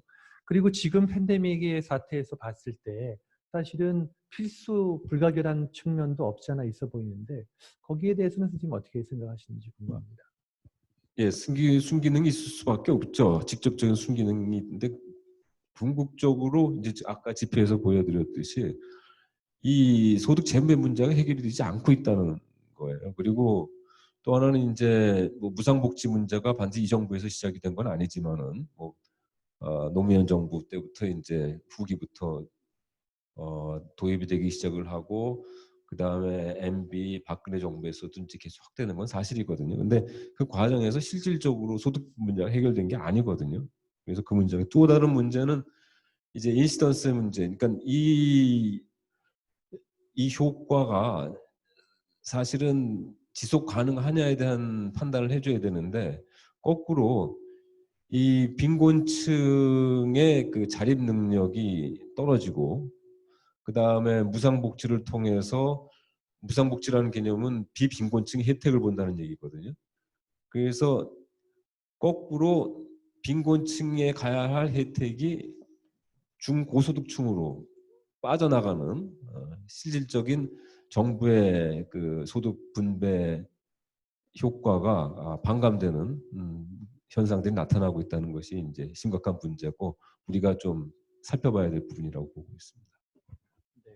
사실 그 선생님 보여주신 그 이제 소득 재분배 효과가 이제 우리 한국에서는 없다고 이제 말씀을 하시는데 근데 그런 효과가 있지 않을까 모르겠는데 김태균 선생님한테 여쭤본다면은 사실 양극화의 문제가 지금 첫 번째 80년대부터 2000년대까지는 세계화 때문이었을 것이고 세계화가 심각하게 진행되면서 사실은 로우 스킬 블루 칼라들의 사실 이 부가가치에서의 비중이 이제 떨어지는 수밖에 없는 그런 상황에다가 사실은 팬데믹 이후에는 그런 양극화가 더 심화되는 것 같아요. 왜냐하면 특히 지금 뭐 IT 슈퍼스타들이 이제 뭐 주가들 보시면 압니다.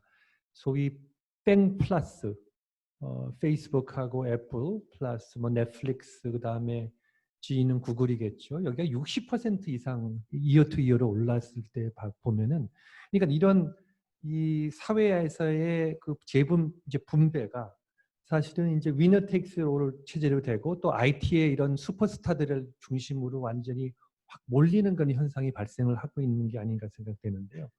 그럼에도 불구하고 이렇게 재분배 정책을 해서 이 정도 선방한 게 아닐 거라는 뭐 그런 주장도 있을 것 같은데 김태일 선생님 어떻게 생각하십니까? 예, 뭐 그러니까 과거보다 어떤 경제 구조의 변화 때문에 그렇게 양극화 심해지는 거는 뭐 말씀하신 대로 맞고요. 근데 그 재분배는 사실은 그러니까 김원진 선생님 말씀을 잠깐만 부연 설명하면은 사실은 아시겠지만 서구가 굉장히 재분배 효과가 크고 우리가 재분배 효과가 거의 없는 거는 제일 큰 건 그거예요. 연금이죠. 국민연금 때문이고요. 두 번째가 실업급여 때문이거든요. 그래서 이제 아시겠지만 특히 뭐 유럽 국가들 그런 서구는 워낙에 연금이 잘 돼 있으니까 노후가 되면은 그러니까 그분들은 시장 소득으로 하면 다 빈곤층이죠. 그렇지만 연금을 타니까 연금을 타면 빈곤층에서 벗어나는. 그래서 이제 선진 그 서구 유럽들은 특히 노후 빈곤율이 낮은 이유가 다 연금 때문이잖아요. 근데 우리는 아직까지 국민연금이 충분히 아직 되기는 못하고 또 액수가 너무 적잖아요. 그래서 그나마 이제 기초연금을 하면서 근데 사실 기초연금 자체도 우리가 빈곤선보다는 적잖아요. 빈곤선까지는 훨씬 더 많아야 되는데 그 밑인데 그나마 기초연금 도입하면서 좀 노인 빈곤율이 개선된 건 있어요. 그래서 사실은 그 다음에 이제 이번에 특히 코로나 이후에 우리나라 실업급여의 문제점이 굉장히 많이 이제 드러났잖아요. 그래서 사실은 그 두 가지죠. 실업급여도 사실은 실업을 당해서 돈이 없으니까 당연히 시장소득은 제로죠. 그런데 이제 실업급여 받으니까 빈곤에서 넘어가는. 그래서 이 이 연금이 굉장히 높은 수준의 그다음에 광범위한 노인들이 연금을 받고 실업급여가 광범위히 되는 그 두 개 때문에 사실은 이 재분 효과가 있는 거지. 나머지 근데 우리는 지금 제일 많은 지출을 하는 게 건강보험이죠. 근데 건강보험은 사실은 말씀하신 대로 뭐 보편적 무상복지라기는 하긴 뭐하지만 어쨌든 전부 다 그건 뭐 부자도 주는 그러면은 나는 사실은 뭐 그래도 대학 교수니까 중산층인데 그러면 나는 건강보험을 빼고 개인보험을 미국처럼 개인보험을 하는 게 맞냐? 그거에 대해서는 동의할 필요 많지 않죠. 그러니까 기본적으로 우리나라 제일 많은 지출이 건강보험 지출이고 다음에 장기요양보험. 나는 중산층이니까 우리 부모님은 장기요양보험 하지 말고 내가 개인적으로 돈 내서 하냐? 그렇지 않거든요. 그러니까 장기요양보험, 건강보험, 그 다음에 이제 뭐 요새 이제 주로 그게 제일 큰 거고 다음에 이제 국민연금 같은 경우 이제 사실은 그러면 우리는 뭐 이제 교수들 사학연금 하지만 그러면 너희들은 돈이 좀 있으니까 사학연금 하면 안 돼. 그렇게 할 거냐? 그러니까 사실은 재분배가 안 되는 가장 큰 이유는 지금 가장 큰 많은 지출을 하는 국민연금 부분들, 현재 국민연금 타는 분들은 대부분 그래도 과거에 중산층 이상 했던 분들이잖아요. 노인들 중에서는 그래도 꽤 잘 사는 분, 특히 사학연금, 뭐 공무연금 말할 것도 없죠. 그런 연금, 다음에 건강보험, 장기요양보험 그런 것들 때문에 그런 건 사실 재분배랑 관계가 없어요. 그래서 복지라는 게 꼭 재분 그런 것들은 보편적으로 우리가 필요한 거 그건 꼭 재분배가 아니라 어떤 그 개인의 그 생애에서의 어떤 슬라이딩이 그런 거잖아요. 그래서 근데 그런 것들이 기본이고 그 다음에 우리가 더 확장해야 될 게 정말 실업급여라든가 그런 노후에 정말 자기 연금 적은 분들 해야 되는 그런 것들을 우리가 지금 못하고 있어서 재분 효과가 없는 거거든요. 그렇기 때문에 그건 약간 좀 오해가 있으신 것 같고요. 혹시 선생님 뭐 예, 그 실업급여 문제는 그 사회보험, 고용보험료로 부담이 되는 거거든요. 그래서 실업급여를 확대하는 거에 따른 사회적 부담, 그러니까 그 사회적 저항, 뭐 이런 부분은 사실은 큰 문제가 없다고 저는 보고 있고요. 그다음에 의료 부문에 있어서는 이제 사실은 필수 의료와 그다음에 부가적 의료 이렇게 우리가 얘기할 수 있는데 실질적으로 지금 이번 정부 들어와서 문재인 케어 같은 경우에 그 5인실을 2인실 이상 혜택을 준다든지 뭐 그다음에 또 추나요법 많이 들어가고 있는데 그러한 부분에 대한 확대라든지 뭐 이런 부분들은 상당히 그 의료계에서도 우려하는 부분들이 있거든요. 그리고 장기 노인 요양보험 같은 경우에 있어서도 이제 우리가 좀 고민을 해줘야 되는 것이 그 요양병원들이 많이 생기면서 만성 그 노인들이 어, 요양병원에서 뭐 2달, 3달 장기 요양을 하고 있는 데 따른 부담 이런 부분들은 우리가 이제 좀 더 고민을 해줘야 되는 부분이라고 보고 있고요. 그다음에 노인 빈곤 문제는 대단히 심각한 문제입니다. 사실 더군다나 이제 현재 그 아까 주택연금 문제를 말씀드렸었는데 주택연금 같은 경우에 있어서는 사실 가입할 수 있느냐 없느냐가 굉장히 큰 부담이죠. 네, 그래서 전반적으로 오늘 아마 뭐 어떤 결론이 날지는 모르겠습니다만은 복지 개혁을 해야 된다는 것이 하나의 중요한 이슈가 되지 않을까 그렇게 생각을 합니다. 네, 그 복지 부분은 저희가 시간이 있으면은 다시 한번 돌아와서 말씀하신 대로 이제 어떠한 개혁 방안을 창출할 수 있는지에 대해서 한번 논의해 보도록 하고요. 다시 조금 더 원론적인 이슈로 돌아오겠습니다. 교수님들이 잘하시는 게 점수를 주시는 거잖아요. 학점을 주시는 거잖아요. 그렇죠? 자, 문재인 정부의 여태까지의 재정 정책 그걸 두 가지로 나눠서 학점을 주시죠. 하나는 뭐 쉬운 겁니다. 하나는 이 코로나 사태에 대한 4차에 걸친 추경을 포함해서 코로나에 대한 재정 정책에 대한 대응이 어땠느냐에 대한 것을 학점으로 먼저 주시고요. 그다음에 두 번째는 조금 더 타임 스팬을 넓혀서 2017년 집권하고 나서 올해까지 재정적인 측면에서의 학점을 주신다면은 어떤 학점을 주시겠느냐를 여쭙고 싶습니다. 김태일 선생님. 먼저 선생님 하시죠. 근데 사실 이 부분은 제가 서로 이제 약간 반대되는 입장을 취해주면 좋겠다고 했는데 조금 차이가 있겠지만 뭐 약간의 제가 조금 더 후하고 좀 더 박하겠지만 기본적으로 당연히 A는 어느 양쪽 다 줄 수는 없는 거고요. B 줄 수 있냐? 저는 좀 후하게 줘야 될 것 같긴 한데 결론적으로 말하면요. 일단 코로나 사태 이후에는 뭐 당연히 해야 될 걸 했고요. 사실은 오히려 조금 더 과감해도 됐을 거라고 저는 생각을 해요. 근데 어쨌든 그 코로나 때문에 저희가 한 GDP의 한 뭐 3% 정도, 한 60조 약간 넘는 정도가 이제 어떤 코로나 연결된 어떤 굳이 이것저것 다쳐서 하면 뭐 될 텐데 정확히 코로나 연결된 건 그보다 훨씬 적지만 좀 넓게 해서 어떤 코로나 본다면 될 텐데 사실 뭐 외국은 훨씬 더 심하잖아요. 물론 우리도 이제 뭐 코로나 확진자 적긴 하지만 사실은 저는 개인적으로 걱정돼요. 올해도 그렇지만 내년에 지금까지는 근근히 뭐 자기 어떤 뭐 자기 돈으로 버틴다고 해도 그 많은 자영업자와 관련된 부분 사실은 좀 더 적극적으로 해서 좋았겠다는 생각이 좀 있고요. 뭐 그렇지만 뭐 했다는 거고. 그리고 지금까지의 코로나를 제외한 문재인 정부의 재정 정책은 후하게 주면 시. 근데 이제 그 왜 그러냐면은요.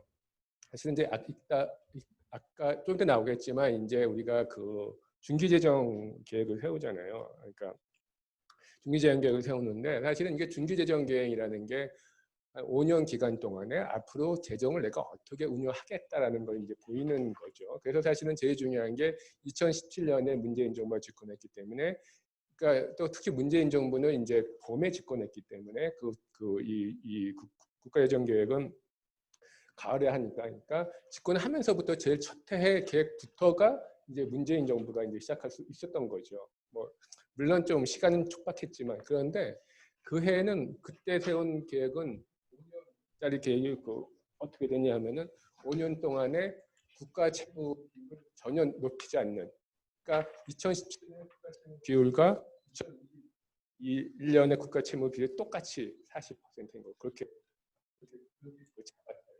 그 다음에 그 안에 세부적으로 보면은 복지를 늘리고 대신 경제개발, 뭔가 산업 지원이라든가 경제개발 또 뭐 문화 그쪽은 거의 뭐 축소 혹은 아예 SOC는 거의 뭐 마이너스 지경으로 뭐 그런 식으로 세웠어요. 그러니까 경제개발 쪽은 넓게 봐서 뭐 산업 지원, SOC, 경제개발 쪽은 거의 뭐 증가율을 제로로 하고 복지는 많이 늘리고 해서 전체적으로 그냥 뭐 쭉 뭐 비슷하게 하겠다고 계획을 세웠거든요.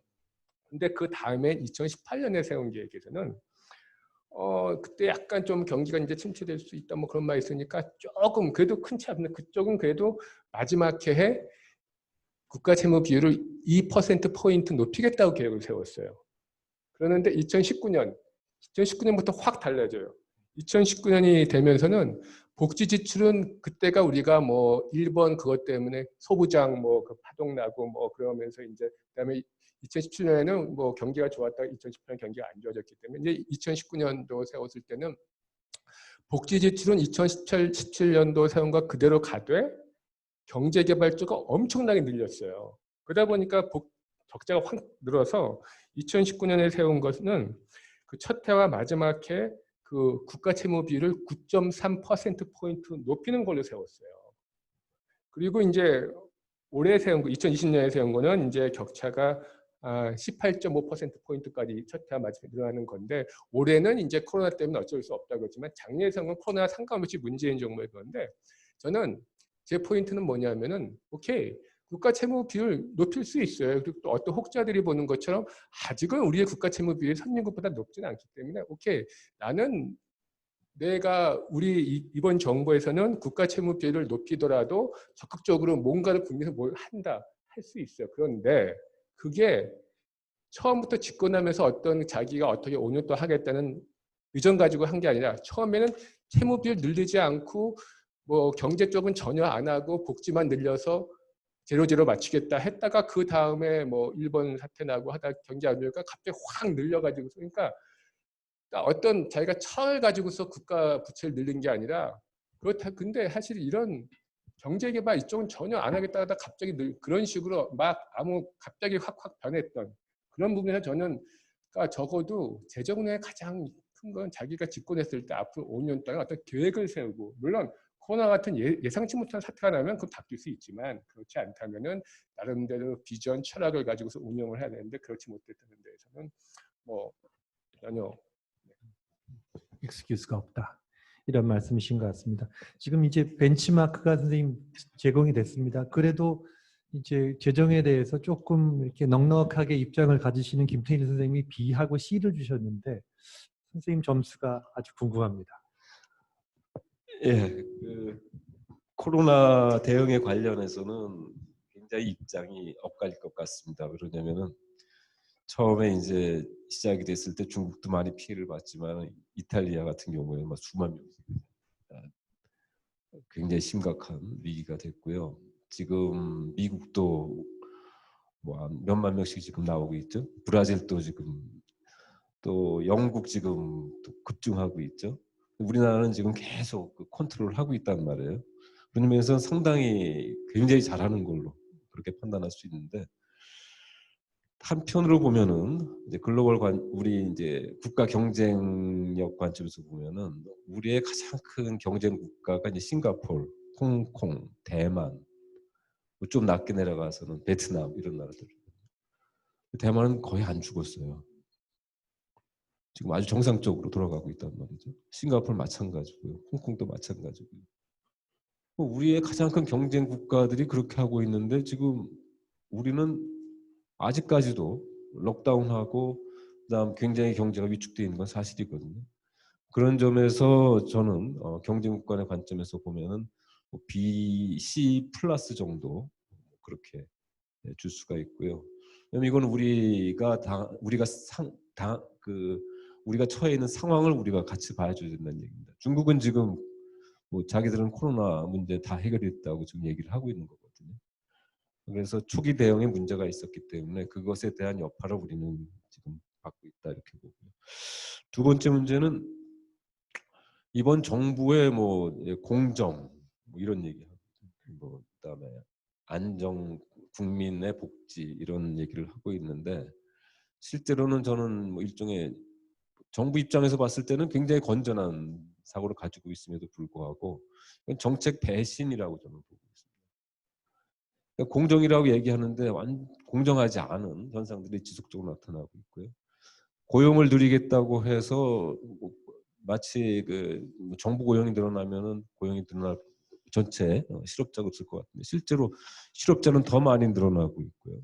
기업들은 거꾸로 뭐 52시간 시간 제한이라든지 혹은 최저임금 올리면서 그 고용을 하지 않고 이 사람들이 청년들이 전부 이제 실업급여로 다 쫓겨나는 밀려나는 이런 형태로 봤을 때 그럼 결과적으로 정책을 했을 때 그러한 이념보다는 항상 그 현상 결과로서 얘기를 할 수밖에 없거든요. 결과로서 보면은 굉장히 최악의 상태를 정부가 끌어나가는 것이 아니냐 그런 점에서는 저는 좋은 점수를 줄 수 없다, D다 이렇게 얘기를 할 수밖에 없습니다. 그래서 실적으로는 어떻게 보면 병 주고 약 주는 아까 말씀드렸습니다. 그런 현상이 나타나고 있고요. 그래서 현재 정부의 저는 문제라고 보는데 사실은 아까 공무원 얘기를 하고 있습니다만은 사실 공무원들에 대해서 우월한 연금지위를 주는 것은 뭐 오늘 이 시간 듣는 그 청중들도 아마 많이 관계하고 있을 거라고 보는데 주는 이유는 물론 그들에게 생활 보장을 한다는 측면도 있지만은 정부의 영속성입니다. 정부 연금을 공무원 연금을 받으면서 계속 자기가 소속한 정부에 대한 관심을 계속 가져달라는 거예요. 그리고 또 시간이 흐름에 따라서 이 정책이라는 것은 20년, 30년의 그 기간을 가질 수밖에 없잖아요. 그 기간 동안에 이 퇴직 공무원들이라도 항상 정부에 봉사할 수 있는 그러한 마인드를 가지고 한 일종의 공무원 예비군이라는 생각을 가지고 자기의 초심을 잃지 말아 달라는 의미의 공무원 연금 제도입니다. 군인 연금도 마찬가지입니다. 군인 연금도 뭐 40세, 50세에 연금을 주는 이유는 언제든지 리저브드 아미로 해서 국가의 불림을 받을 수 있는 준비를 해달라는 것이 군인 연금이거든요. 그런데 이 정부는 너무 정치권에 휘둘리고 있다. 오히려 정치권에 따라가고 있다라는 생각을 많이 할 수밖에 없습니다. 그래서 이러한 기조 관점에서 봤을 때 이 정부의 평가는 바뀔 수밖에 없지 않겠느냐 그렇게 생각합니다. 너무 정부가 초심을 지키지 못하고 있다 이렇게 생각을 하고 있습니다. 편차가 더 나야 되는데 이 사실 B학점과 C 플러스 학점이 이 팬데믹에 대한 대응 학점이었고요. 장기적으로 또는 지난 3년 플러스 뭐 중기 재정 계획을 봐서 포함하고 해서도 사실은 C하고 D 학점의 차이, 네, 큰 편차가 나지 않는 걸 볼 수 있네요. 자, 그렇다면은 근데 이제 이게 재정학자 선생님들 두 분을 모신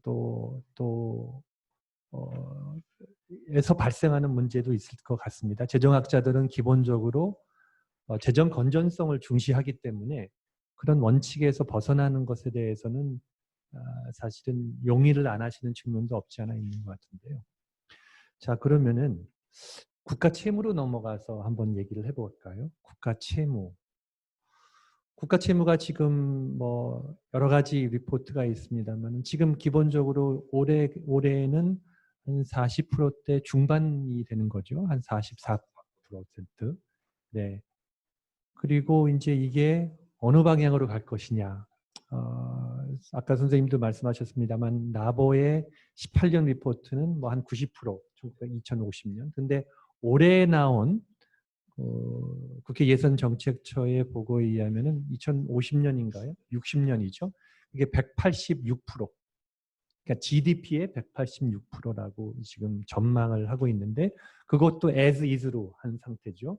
그러니까 만약에 추가적인 재정이 필요한 복지 정책이 바뀐다 했을 때는 훨씬 더 늘어날 수 있는 가능성이 있는 것 같고 또 저출산 고령화는 우리나라는 더 악화되면 악화되지 더 개선될 가능성이 없기 때문에 그게 쉽게 말하면 바텀라인이라고 봐도 무방할 수도 있을 것 같습니다만은 자 그러면은 정말 그러한 국가 채무가 정말 우려할 상황인가요? 그리고 그것이 현재 상황과 미래에 대해서 한번 예측을 해주시고요. 그게 첫 번째 질문. 두 번째는 우리 경제학자들 특히 재정학자들이 많이 얘기하시는 그 임계치가 있는 건지 지속 가능한 국가 부채 수준이란 것이 있는 건지 아니면 그거는 상황에 따라서 다 바뀌어지는 건지 그게 저는 궁금합니다. 이 부분은 우리 김원식 회장님이 먼저 말씀을 해주시고 김태일 교수님 말씀하시는 걸로. 네. 질문이 제가 많습니다. 그래서 네. 핵심적인 내용을 좀 말씀을 해주시면 고맙겠습니다. 알겠습니다. 국가 재정이 이제 국가 재정의 중요성은 점점 더 커질 수밖에 없다. 그리고 국가 신용도하고 관련된다. 환율과 관련된다. 그리고 또 다른 문제는 국가 채무가 커지게 되면 거기에 따른 이자 부담이 생긴다. 그리고 현재 비록 아까 뭐 이자가 뭐 0% 마이너스 수준까지 갈지 모르겠지만은 이것이 계속 그 앞으로 2, 3%, 2%, 3%가 되면은 이자 부담이 2배, 3배가 되는 거거든요. 그게 중요한 거죠. 그러니까 7%에서 8% 되는 건 큰 문제가 안 되는데 0%에서 1% 되는 1%, 2% 되는 건 2배, 3배가 되는 거란 말입니다. 그러면은 그건 필히 이제 그 이자를 국내 내국인 보유자에게 주는 것은 큰 문제가 없습니다. 다시 회수하면 되니까. 근데 이거는 국가 채무 문제는 국채가 이미 외국인 투자자에 넘어가 있는 상태이기 때문에 그것을 우리가 상환하지 못합니다. 그러니까 규모의 문제가 아니라 이자를 부담하지 못하면 그때부터는 차압에 들어오는 거죠. 그러니까 그리스 같은 케이스인데 그리스 같은 케이스가 사실 그동안에 복지제를 잘 유지했다가 EU 통합이 되면서 가장 큰 피해자가 이제 그 변방 국가가 되는데 그리스가 이제 타겟이 돼가지고 뭐 섬을 판다든지 혹은 뭐 박물관을 판다든지 이런 이제 현상까지 나온 말씀 중에 거거든요. 죄송한데 일본 같은 경우는 그 일본 국채가 사실은 내국인 소유가 뭐 그렇습니다. 90% 네, 넘지 네. 않습니까? 혹시 우리나라는 어느 정도 수준인지 알까요? 우리나라는 뭐 제가 그거는 제가 파악을 못 하고 있습니다. 그러나 그러나 한편으로 보면은 이제 지금까지 우리가 국채 발행이 가능했던 것이 국채 물량을 국민연금이 다 받아줬어요, 사실은. 그리고 또 이 외국과 같이 일종의 그 경매가 아니라 전화로 해서 이자율을 결정하는 뭐 이런 음성적 이자 금리 구조를 국채 이자 구조를 가지고 있기 때문에 상당히 왜곡돼 있다는 점을 말씀드릴 수밖에 없고요. 또 다른 문제는 이제 경기가 나빠졌을 때 문제가 되는 거죠.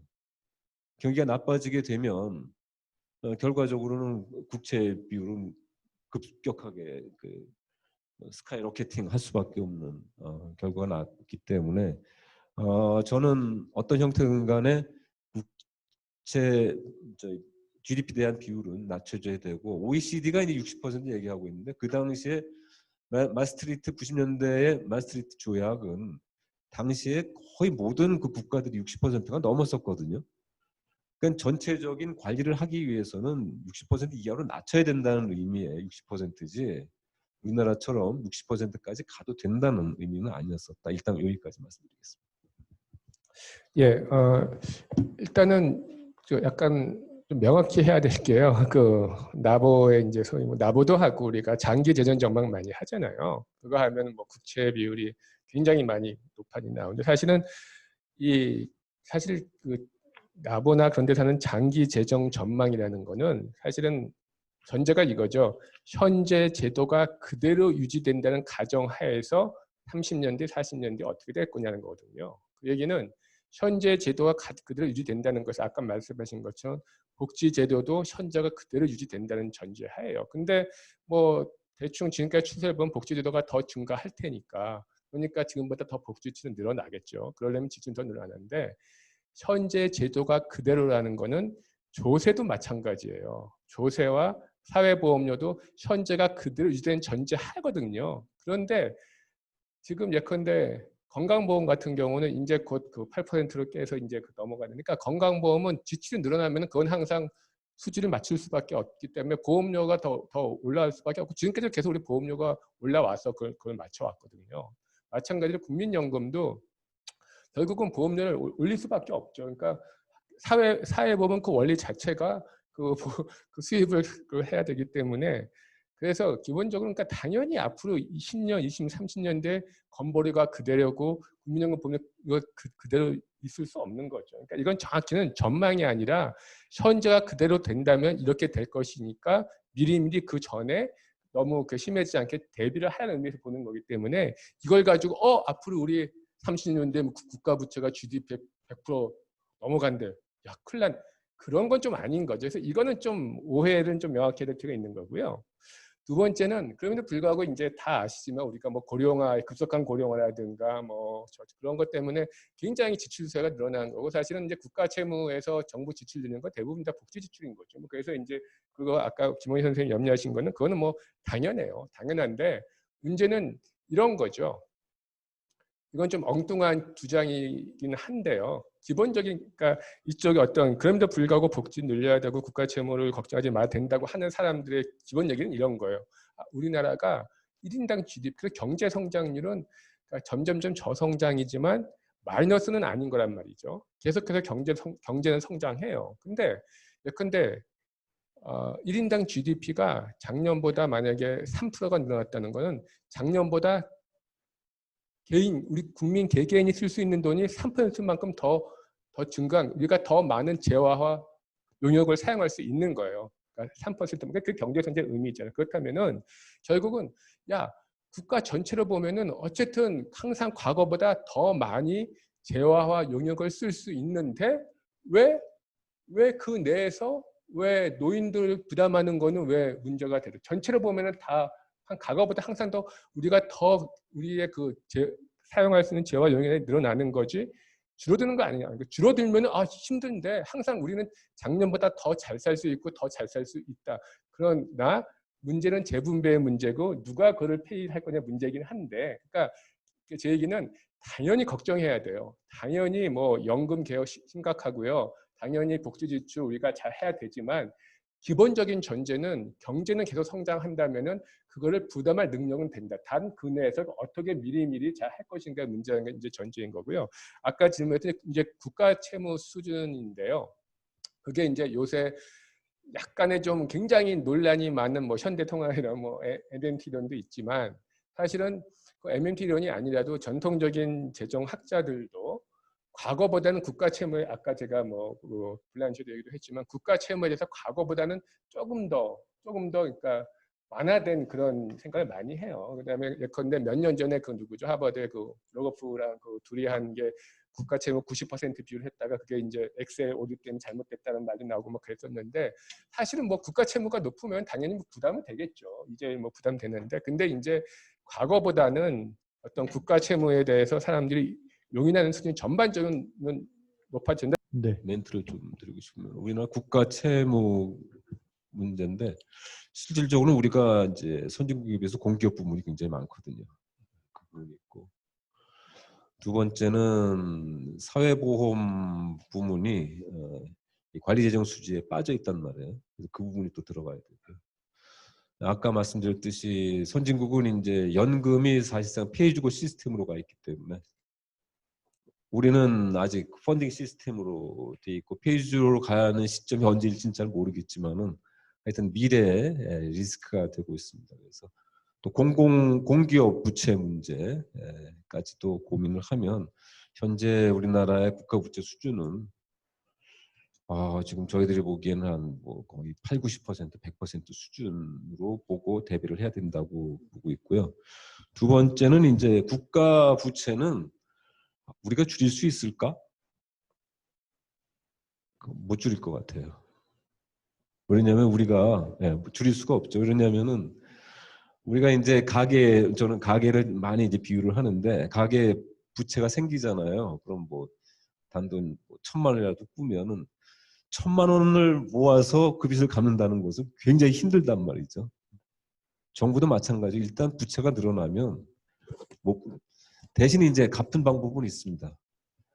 분모를 키우는 거죠. 경제 성장률을 계속 높여주면 국가 부채 비율을 줄일 수 있습니다. 그러니까 현재 제가 좀 말씀드리고 싶은 것은 이제 재정 구조가 경제 성장에 더 많은 집중적인 재원을 할당하고 또 거기에 따른 유인을 만들어줘야 된다. 그러니까 이 성장은 민간 부문에서 하는 것인데 민간 부문에 그야말로 마중물이라도 주고 또 규제라도 조금을 완화시켜주면 금방 우리나라의 그 경제 구조상 혹은 우리 국민들이 가지고 있는 뭐 다양한 그 성격들 성실하고 그다음에 또 한편으로는 또 부지런하고 하는 그러한 성격으로 충분히 뭐 극복할 수 있는 요소가 있다 그렇게 보고 있습니다. 네. 그 국가 채무에 대한 논의에서 사실 복잡한 것 중에 하나가 이 국가 채무에 대한 사실 정의 아니겠습니까, 선생님? 그 사실은 우리가 지금 40%대다 중반이다 또 180%대다 얘기하는 것은 가장 협소한 의미에서의 국가 채무죠. D1이라고 해서 사실은 중앙정부와 지방정부의 채무 정도, 그다음에 말씀하신 공기업이나 그다음에 사회 연기금, 우발 채무 같은 것들은 다 포함하지 않고 있고요. 근데 이제 이거 논의에서 더 복잡하게 하는 것은 아까 말씀하신 OECD나 지금 선진국의 채무를 얘기할 때 100%가 넘어가고 그게 지금 올해가 작년이 한 110% 정도였었는데 그게 이제 올해 아무래도 한 135%, 한 140%로 가는 게 아닙니까? 근데 그거는 사실은 국가 채무가 아니라 일반 정부 채무입니다. 일반 정부 부채라고 하는 D2지요. 그래서 그거는 훨씬 더 넓은 개념이기 때문에 이거는 사실 사과하고 배를 비교하는 그런 어려운 그런 정의의 문제가 있는 게 아닌가 생각됩니다. 그래서 선생님 말씀대로 만약에 우리가 OECD나 이런 뭐 기준에서 논의를 한다면은 그 D2의 개념으로 해서 확장된 개념에서 비교를 해야 되니까 그게 지금 43%가 아니라 아마 60% 정도로 비교를 해야 되고 그게 이제 선진국 같은 경우에는 한 110%가 넘어가는 그런 상황이 아닌가 생각됩니다. 자, 시간이 지금 너무 빨리 가고 있어서 제가 진짜 여쭤보고 싶은 질문들이 너무 많은데 조금 진도를 나가도록 하겠습니다. 자, 그러면은 우리의 재정 상황이 지금 뭐 녹록지 않다는 것에 대해서는 두 선생님들이 동의를 하시는 것 같고 채무도 사실은 좀 걱정을 많이 해야 된다, 적게 해야 된다 뭐 그런 차이지 걱정을 안 해도 된다는 그런 입장은 아니시는 것 같은데요. 그러면 위기의 요인이 어디서 가장 크게 발생을 하고 있는 건지를 좀 한번 짚고 싶습니다. 그게 뭐 한 가지 요인이 될 수는 없죠. 이 경제, 정치, 사회적인 문제라는 것은 사회과학의 문제라는 것은 복합적인 요인이 작용을 하니까. 그럼에도 불구하고 우리가 이 핑거 포인팅을 해야 되니까 가장 큰 문제가 뭔지를 한번 좀 먼저 논의하고 거기에 대한 해결책을 한번 이어가도록 하겠습니다. 자, 가장 큰 위기 요인은 1번 정치권의 문제다. 포퓰리즘이 문제다. 2번 인구 통계학적인 변화의 문제다. 예, 저출산 고령화의 문제다. 3번 저성장 때문에 문제다. 물론 뭐 저성장이라는 게 국가 정책 때문에 발생할 수도 있고 여러 가지 또 저출산 고령의 문제이기도 하지만요.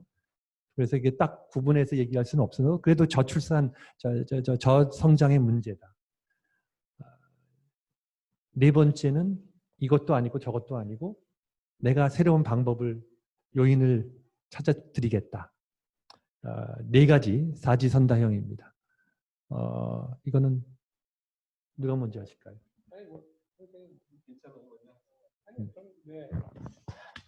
글쎄요, 이게 참 사지선다면 그 중에 골라야 되는데 꼭 그거를 근데 아니 저는 이런 거예요.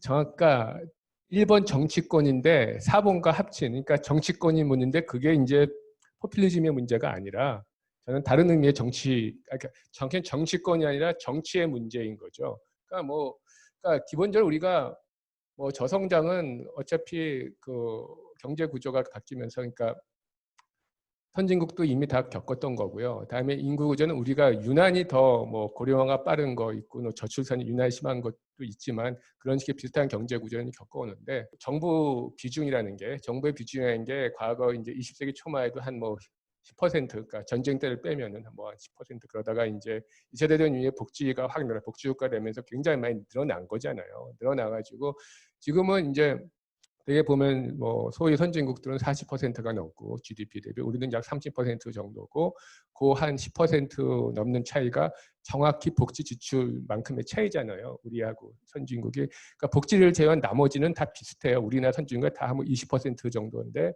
우리는 복지가 한 10% 약간 넘고 선진국은 20%가 약간 넘고. 근데 그러니까 선진국은 그렇게 해가면서 그렇게 복지 국가를 하면서 마찬가지로 뭐 그런 수입도 그러니까 조세든 사회보험료든 그런 식으로 이제 걷는 거에 대해서 어떤 거의 뭐 삼인주의 계열 정당들이 많이 집권하면서 많이 합의를 해가지고 세수 확장도 같이 갔잖아요. 그래서 세수 확장은 복지와 같이 갔는데 우리의 문제는 이제 복지는 이제 정권에 따라서 또 많이 하려고 하는데 그만큼의 거기에 수반하는 세수 확충은 안 하려고 그러잖아요. 근데 사실은 그래서 이게 어떤 컨센서스가 정치권이 정말로 복지가 필요한 거고 정말 늘려야 된다 하면은 그에 맞게 부담도 같이 늘려가자는 설득을 해서 그거를 하면 되는데 그런 거는 이제 그런 의미에서 포퓰리즘일 수는 있겠죠. 그러니까 딱 국민이 좋아하는 것만 하려고 하고 싫어하는 거는 안 하려고 그러니까 그런 의미에서 사실은 우리가 앞으로 아까 그 장기 재정 전망에서 얘기했지만 복지 유치는 틀림없이 늘어날 거고 그러면 그게 맞게 사회보험료 올려야 되고 국민이 싫어해도 정말 책임 있는 정치권이라는 건 설득을 하고 그걸 해야죠. 그거를 못하고 그래서 계속해서 만약에 아까 장기 재정 전망에 근사하게 계속 채무 늘리려면 그런 의미에서는 포퓰리즘이고 정치권의 문제죠. 저도 뭐 생각을 크게 달리하지는 않고요. 뭐 좀 보충적인 관점에서 보면은 정치에서 사실은 복지를 이슈로 다루면 국민은 갈라질 수밖에 없습니다.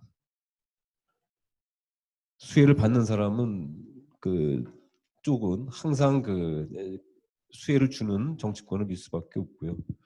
피해를 보는 계층들은 거기에 반대할 수밖에 없습니다. 그래서 사실은 선진국 같은 경우에 있어서는 복지를 선거 이슈화하는 것, 정치화하는 것을 굉장히 조심스러웠던 것이 사실인데 그것도 이제 요즘 들어서는 워낙 이 정치권에서 이런 정치욕이 강해졌다고 그럴까요? 그런 부분이 굉장히 커서 나오는 문제라고 보고요. 사실은 이러한 그 관점에서 보면은 여당이나 야당이나 저는 뭐 고부고부라고 생각을 합니다. MB 정부나 박근혜 정부에서 포퓰리즘 안 했다고 얘기를 할 수는 없고 문제는 이제 정도의 차이에서 생기는 문제라고 보고 있기 때문에 현재 이 상태는 포퓰리즘적 선거제도 그리고 그 국가의 전체적인 그 경제라든지 사회를 고려하지 않은 정치권의 한계라고 저는 보고 있고요. 두 번째는 이제 그 저성장 구조에 대한 관심이 많이 떨어져 있습니다. 실제로 더 우리가 지금 해야 할 그 방향은 이제 소위 저희가 이제 작년 들어서 5030 국가, 그러니까 5천만 인구의 1인당 국민소득 3만 불 국가로 들어왔는데 굉장히 큰 하나의 기적 같은 현상이라고 저는 보고 있는데 뭐 그러다 보니까 실질적으로 이제는 마치 우리가 성장 문제는 도외시하지 않고 오직 그 양극화 문제만 해결하면은 모든 것이 다 해결될 것이다. 지속적으로 성장할 것이라고 보는 저는 그렇게 생각하지 않습니다. 이게 IMF 이후로 IMF 그다음에 2009년에 재정 금융 위기 코로나 사태로 인해 가지고 가장 큰 피해를 보는 계층은 빈곤층입니다. IMF 때는 그나마 넘어갔습니다. 그동안에 쌓아온 그 자산들이 있었거든요. 그때 다 까먹었고요. 또 조금 열심히 해서 2009년도쯤에 뭔가 좀 해보려고 했는데 또 새로운 또 위기가 와가지고 빈곤층이 먼저 다 까먹고 이것은 하나의 고수층의 기회거든요. 코로나 사태도 마찬가지입니다. 지금 K 그로스라고 해가지고 양쪽으로 벌어지는 그로스 문제가 굉장히 심각해지는데 이 문제를 근본적으로 해결하기 위해서는 우리 경제가 우리 정치권이 이제는 정말 성장을 위해서 타협을 하고 또 그 과정에서 분배 구조를 합리적으로 가져가는 시스템을 구축하지 않으면 안 된다 이렇게 보고 있습니다. 그럼에도 불구하고 어느 정치인든 치고 성장을 하지 않겠다는 얘기를 하지는 않지 않습니까? 근데 이제 성장을 어떻게 하는 방식에 따라서 지금 아무래도 소득 성장 주도 또 아무래도 보수 계층은 말씀하신 규제 완화나 민간 주도의 그런 성장을 주문하는 게 아닌가 생각됩니다. 자, 저희가 이제 10분밖에 없는데요. 조금 이제 마무리를 좀 해 나가는 그런 수순을 밟아야 될 것 같습니다. 자, 이런 정치권의 문제, 또 여러 가지 제도의 문제. 근데 보면은 우리나라는 정말 재정 관련된 제도를 본다면은 정말 촘촘하게 제도는 잘 구축이 되어 있는 게 아닌가 생각됩니다. 사실 9월 3일까지 예산안을 집어넣어서 30일 동안, 죄송합니다. 90일 동안 예산 심의를 하게 돼 있고요. 그 다음에 12월 3일, 2일까지 예산을 통과시켜야 되는 그런 또 의무적인 조항도 있고요. 그 다음에 아까 두 선생님들 말씀하셨습니다만 중기재정계획, 국가재정운영계획을 해서 5년 동안의 재정 구조를 어떻게 가져갈 것인지, 그다음에 분야별 예산 구조 어떻게 갈 것인지, 그다음에 부처별로도 어떻게 가져갈 것인지에 대한 논의도 있고요. 그다음에 국회의 재정 통제권도 사실은 그 제도적인 측면에서 보면 그닥 나쁘지 않습니다. 심지어 예산정책처라는 그런 지원 조직까지 있는 것은, 그리고 그 지원 조직이 아마 CBO 다음으로 큰 조직이 아닌가 생각되는데요. 그래서 잘 제도도 돼 있는데도 불구하고 지금 재정 증가율은 너무 크고 부채 증가율도 너무 크고 이런 건데, 그럼 이 시점에서 더 강한 재정 규율이 필요한다고 생각하시는지, 그렇다면 그 재정 규율은 어떠한 형태를 갖춰야 된다고 생각하시는지 한번 질문을 드리겠습니다. 단답형입니다. 이제는 시간이 없습니다. 그래서 아주 1분 안에 대답을 주시면 감사하겠습니다. 아까 선생님이 먼저 네. 전 재정 규율은 아주 절실하다고 보고요. 그 다음에 아까 말씀드린 부채라는 것은 브레이크가 없으면 계속 커질 수밖에 없으니까 그러니까 우리가 부채를 낳는 거하고 똑같은 원리라고 보고 있습니다. 그리고 이 국회 역할이 저는 중요하다고 생각을 하는데 국회의 기본이 정치라고 얘기할 수 있지만 현실적으로 들어가면은 예산입니다. 예산 통제권이 제1의 국회의 목표라고 보고 있고요. 또 예산을 통해서 우리는 정부가 하는 모든 일을 다 파악할 수가 있어야 됩니다. 그래서 국회 예산 기능이 준칙뿐 아니라 정말 투명하고 그 다음에 누구든지 이해할 수 있는 시스템이 우선 구축이 되면 문제는 해결될 거라고 보고요. 마치 그 최근에 CCTV가 나오면서 그 도둑이 많이 없어졌습니다. 예를 들면은 지금 뭐 우리가 그 커피숍에 가도 놓고 나와도 얼마든지 찾을 수가 있습니다. 왜냐하면 CCTV가 다 감독을 하고 있거든요. 마찬가지로 국가 예산도 아까 놓여 있는 그러한 캔디와 같은 존재이기 때문에 그 캔디를 우리가 지키기 위해서는 이 감독, 투명한 감독 혹은 상시 CCTV 시스템이 마련돼야 된다 이렇게 생각을 합니다. 그 CCTV는 선생님 지금 다 국회 TV로 방송이 되는데 유일하게 안 되는 하나가 있습니다. 아시다시피 최종적인 결정을 하는 예결위의 소소위는 회의록도 안 남고 당연히 방송을 안 하기 때문에 그것만 하면 되겠네요. 네. 예. 예, 그 국회가 예산 결정할 때도 그렇지만 사실은 집행 과정에서도 굉장히 투명하게 다 밝히는 건 사실 지금도 웬만큼 하고 있지만 사실은 더 자세히 한 게 필요해서 저는 사실은 개인적으로 어떤 재정 투명화 법안 같은 것도 막 제안했었는데 뭐 그건 저 동의하고요. 근데 그러니까 우리가 재정의 낭비를 방지한다, 줄인다는 측면에서는 그런 투명성이 제일 중요한 것 같고요. 근데 이제 부채, 장기적인 어떤 국가 채무를 어떻게 가져갈 거냐, 재정의 지속 가능성을 어떻게 가져갈 거냐 할 때는 저도 역시 뭐 국회의 역할이 중요한데 제일 중요한 거는 첫 번째가 국가예정 운영 계획의 실효성을 확보하는 거죠. 그러니까 사실은 특히 국가예정 계획이 보통 5년인데 제일 중요한 게 이제 집권 첫 해가 제일 중요하잖아요. 그럼 그 집권 첫 해는 자기가 앞으로 우리 정부가 5년 동안 어떻게 하겠다는 그 계획을 세우는 건데 그 계획이 지켜진 적이 뭐 이번 정부도 뿐이 아니라 그전 정부도 거의 없어요. 그래서 그거를 근데 그거에 대해서 사실은 국회가 어떤 통제를 할 게 없거든요. 국회에 이제 보고만 하면 되기 때문에. 근데 예컨대 뭐 스웨덴이나 아니면 EU의 상당히 많은 국가들은 거기에 대한 국회가 통제권을 가져서 국가예정 운영 계획을 함부로 변경하지 못하고 변경할 때는 반드시 국회의 어떤 승인 같은 걸 해야 되는데 우리도 그런 식으로 해서 적어도 중기 국가재정 운영 계획의 실효성을 확보하는 게 중요하고요. 걷다가 하나만 더 첨언한다면은 이 중기는 집권하는 그러니까 5년인데 그거 말고 10년, 20년, 30년을 어떻게 갈 거라는 걸 어떤 국가의 합의체, 재정의 합의체에서 어느 정도 합의를 보면은 뭐 사실은 지금 문재인 대통령도 그 전에 야당 시절에는 뭐 GDP 40% 넘으면 절대 안 된다 그러셨다가 또 대통령 되니까 40%를 지켜야 하는 것처럼 하는데 그런 거를 여야가 미리 좀 약간은 어느 정도 합의를 할 수 있다면 어느 당이 집권해도 좋지 않을까? 그런 생각입니다. 네. 제가 예, 한마디만 좀 예, 30초. 드릴까요? 예, 30초인데 저는 저 국회 시스템이 바뀌어야 된다고 생각하는 것이 그 4년마다 전원이 다 교체되는 거거든요.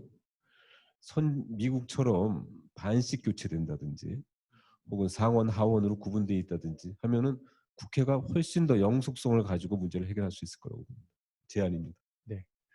우리나라는 4년마다 거의 40에서 50%의 국회의원이 교체되고 있는 상황이기 때문에 뭐 그런 말씀도 일리가 있다고 생각합니다. 자, 시간 관계상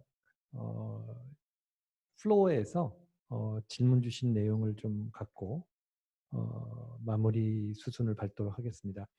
우리 국제대학원의 또 이 라이징 스타 중에 한 분이시죠. 우리 안재빈 교수님이 아까 우리 김태일 선생님이 또 말씀하신 그런 맥락일 수도 있는데요. 이 지출 규모나 뭐 부채 비율에 대한 논의는 활발한 반면에 재정 지출의 효율성에 대한 논의는 부족한 것 같다고 이제 생각하십니다.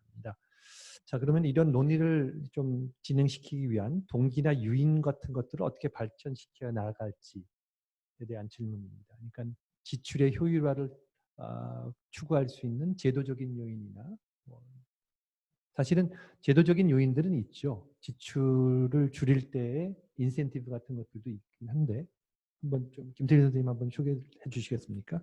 예, 일단 그 효율화 정확히 일단 두 가지인데 하나는 일단은 그 낭비를 막는 효율화 하나 낭비 막는데 그건 아까도 제가 말씀드렸지만 제가 그 재정 투명화 법안이라는 걸 한번 뭐 만든 적이 있어야겠는데 그게 뭐냐면은 사실 지금 미국 같은 데 하고 있는데 거기는 모든 그러니까 재정을 쓸 때 이런 거죠. 민간과 계약을 하면은 지금도 거기 홈페이지 들어가면 그냥 바로 볼 수 있는데 어느 부처가 민간이랑 어떤 사업을 계약을 했고 그걸 가지고 얼마 썼고 뭘 했는지 다 나오는데 그래서 예를 들어서 지금 그 홈페이지 들어가면은 몇 년째 가장 민간 그러니까 정부 돈을 가장 많이 계약으로 가져가는 데가 로키드 마틴 뭐 그런 식으로 순서가 쫙 나고 여기가 언제 어떤 계약을 뭐를 위해서 했고 다 볼 수 있거든요. 그런 식으로 일단 근데 그건 우리도 충분히 마음만 먹으면 할 수 있어요. 근데 그렇게 되면 일단은 뭐 낭비의 상당 부분 없앨 수 있을 것 같고요. 그게 첫 번째고 다음에 이제 효율이나 그런 부분은 저는 사실은 그 좀 이건 좀 더 구체적이니까 약간 그 아까 성장도 말씀하셨는데 우리가 그다음에 채무 관련해서도 어떤 이 그러니까 투자적인 지출이랑 어떤 경상적 지출을 좀 구분해서 좀 관리하는 체계를 좀 더 명확히 가지면 좋지 않을까 생각합니다. 예, 저는 뭐 저기 우선 정부 지출에 있어서는 굉장히 그 귀한 국민들의 세금, 피와 땀으로 모은 세금이거든요. 그래서 이 현금 중심의 지출은 지양하고 사실은 그리고 규제 완화라든지 혹은 민간 부문의 참여라든지 또 넛지라든지 뭐 이러한 부분을 통한 그 해결이 우선돼야 된다고 보는 입장이고요. 그 다음에 또 하나는 이제 우리가 정부 지출의 한계를 볼 수밖에 없는 것이 원칙적으로 공공 부문이거든요. 그럼 공공과 민간 부문의 그 매니지먼트 시스템, 인센티브 시스템을 우리가 정확히 해줘야 됩니다. 공공 부문이라는 것은 예산을 다 써야 되는 그런 역할이고 그것을 통해서 자기가 그 수익을 남는 돈은 수익으로 챙길 수 없기 때문에 어떤 형태든 간에 그 정부 활동을 늘리려고 하는 또 자기의 조직을 팽창시키려는 그러한 성향을 가지고 있습니다. 그래서 이 공공부문은 잘못 그 발을 들이기 시작을 하면 끝없는 그 일종의 트랩, 함정에 몰입될 가능성이 굉장히 많다는 거죠. 그래서 기본 원리는 공공이 아니고 민간 중심의 시스템을 구축하는 것이 필요하다고 보고요. 특히 이제 최근 들어서 그 다양한 그 국민들의 욕구들을 충족시키기 위해서는 정부 지출로 해결할 수 있는 부분은 별로 없다. 또 더 나아가서는 이제 4차 산업혁명 부분에서 민간 부분은 저기 벌써 100m 앞으로 가고 있는데 인제 공공 부분은 50m, 30m, 40m 따라가는 그런 시스템에서는 제가 과연 정부 지출의 확대라는 것이 효율성을 추구할 수 있는 수단이 별로 없다 이렇게 네. 보고 있습니다. 제가 감히 하나를 더 추가해서 말씀드린다면 사실은 우리나라의 국회의 예산 또는 재정 통제권 행사는 미시적이고 사업 중심적입니다. 그러니까 사업들만 이렇게 심사를 하고 거기에 대한 논의를 하고 더할 건지 뺄 건지만 얘기하지 총액 또는 거시적인 통제 시스템이 없는 거죠. 예를 들어서 올해 예산이 규모가 500조 정도가 적합하다. 분야별로 어떻게 나누는 것이 적합하다. 부처별로 어떻게 나누는 것이 적합하다. 그런 논의가 전혀 없는 것 같습니다. 그래서 그거는 아마 제도적으로 우리가 한번 고민을 해야 될 대목이 아닌가 생각됩니다. 자, 이제 마지막에서 두 번째 질문. 플로어에서 이제 각각 선생님께 질문을 두 분께 하셨는데요. 각각 대답을 해주시면 되겠습니다. 먼저 김원식 교수님께 드린 질문은 지금 아까 말씀드린 대로 조색 이제 고통지수를 보았을 때 정말 특히 이제 고소득층에 대한 그런 고통지수는 높아지고 있죠. 근데 그렇다고 해서 이런 고통지수가 높아지는데 또 대중구면을 축소할 수도 없는 그런 상황인데 그래서 고통지수를 뭐 감소시킬 수는 있지만은 그렇다고 하면은 재정을 건드리지 않는다면은 국민의 고통은 더 커지지 않을 것인지에 대한 질문이 있었습니다. 좀 이따 대답을 해주시고요. 김태일 교수님한테는 이런 질문이 있었습니다. 재정정책에서 부재하는 현 정책의 어떤 정책 일관성에 대한 문제를 지적하셨는데 선생님이 보셨을 때 그래도 유지할 만한 정책이 있나요? 현 정부에서 보셨을 때 계속 유지할 만한, 받아들일 만한 정책의 일관성이 있는 방향성이 있는 것이 있다면 그게 어떤 건지 좀 대답을 부탁드린다는 질문이었습니다. 자, 김원주 선생님, 네, 30초 드리겠습니다. 고통지수 관점에서 보면은 이게 세수가 늘어나면은 누가 과연 고소득층에게 부담을 시켰을 때 과연 고소득층이 그걸 감내할까 하는 고민을 해줘야 됩니다. 그러니까 어떤 형태로든 간에 고소득층이 다 빠져나간다는 거죠. 그래서 가장 큰 피해자는 오히려 중산층이나 혹은 거기에 따른 낙수 효과를 받을 수 없는 저소득층이 될 수밖에 없다 이렇게 보고 있습니다. 그리고 이러한 그 복지 문제는 사실은 고용과 직접적으로 연관이 되는 부분이죠. 그래서 고용에서 실직을 떼었을 때 혹은 소득이 없어졌을 때 바로 복지 부문으로 그 문제를 해결할 수 있도록 하고 또 경기가 좋아졌을 때 혹은 취업이 됐을 때 복지 제도에서 그 고용의 혜택을 받을 수 있는 이러한 시스템을 갖출 수 있다면은 굳이 고통 지수를 높이지 않고도 국민들의 고통은 줄일 수 있지 않겠나 그렇게 생각합니다. 결국은 일자리입니다. 일자리 문제를 근본적으로 해소를 해줘야 복지 문제는 해결되고 재정 문제도 해결된다 이렇게 봅니다. 사실 뭐 대부분의 정부 정책이 일관성을 가지고 추구해야 될 필요성이 있는 것들이 있죠. 그러면 지금 질문은 예컨대 정권이 바뀌더라도 계속 이어서 추구해야 될 게 뭘까요? 뭐 그런 질문이라고 이해를 한다면은요. 지금 뭐 코로나 때문이긴 하지만 우리가 뭐 휴먼 뉴딜, 뭐 녹색 뉴딜 하고 있는데요. 그런 거는 앞으로 정말 코로나 이후에 이거를 수습해서 가는 데서 굉장히 중요하거든요. 그러니까 타이틀을 뭐라고 달든 간에 어떤 우리가 뭐 인적 자본에 대한 거든가 아니면 환경에 대한 거든 아니면 뭐 4차 산업혁명에 대한 그런 식의 어떤 대규모의 인프라 투자, R&D 투자하는 것들은 뭐 방향은 틀림없이 맞다고 생각해요. 그래서 그거는 뭐 정권이 바뀌더라도 계속해서 추구해야 될 건 맞는 거고요. 다음에 복지 부분에서도 특히 이제 이번에 어떤 그 사회보험의 사각지대에서 특히 이제 어떤 고용의 그 실업급여 사각지대 같은 거 이제 그런 부분을 하고 있는데 그런 부분은 아마 이번 정권 내에서 다 하기는 어렵겠지만 정권이 바뀌더라도 그런 식의 기본적인 사회 안전망을 구축하는 것은 계속 이어져야 된다고 생각합니다. 네, 감사합니다. 이제 저희가 이제 마무리를 진짜 해야 될 것 같습니다. 딱 한 가지만 한 1분씩 대답을 해주시면 좋겠습니다. 뭐 뉴노멀이라는 말을 많이 쓰죠. 우리 뭐 정혁 교수님 계시지만 경제학에서도 이제는 접근 방식도 뉴노멀을 감안을 해서 이제 우리가 접근해야 될 것 같은데요. 자, 저성장, 저금리, 또 뭐 분배도 될 것 같고요. 그다음에 모든 게 다 그다음에 또 인플레이션도 지금 상당히 낮은 상황이죠. 이러한 뉴노멀 상황에서의 유한 재정 정책은 뭘까요?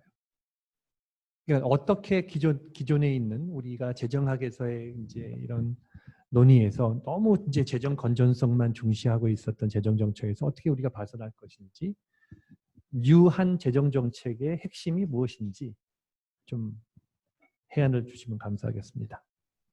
제가 먼저 할까요? 저는 개방적 정부, 정부 개방을 말씀드리고 싶다는 생각입니다. 거기에 아마 모든 것이 다 규제라든지 뭐 이런 거 다 들어가고요. 그 다음에 4차 산업혁명의 도구들을 적극적으로 활용할 준비가 되어 있어야 된다고 봅니다. 4차 산업혁명의 가장 큰 수혜자는 저는 복지 수혜자라고 보고 있고요. 고령자라고 보고 있습니다. 예를 들면 모바일, 노인들이 운전할 필요 없이 전기자동차, 무인자동차 쓸 수 있고 노인들이 좀 힘들지만은 로봇을 통해 로봇 시스템을 통해서 일을 할 수가 있고 모바일 기기를 통해서 세상과 소통할 수 있는 복지비를 아마 가장 우리가 그동안에 증가했었던 복지비의 증가를 억제할 수 있는 혁신적인 방안들이 현재 4차 산업혁명의 그 산물들 이렇게 보고 있습니다. 그래서 저는 또 미래 산업이기도 하고요.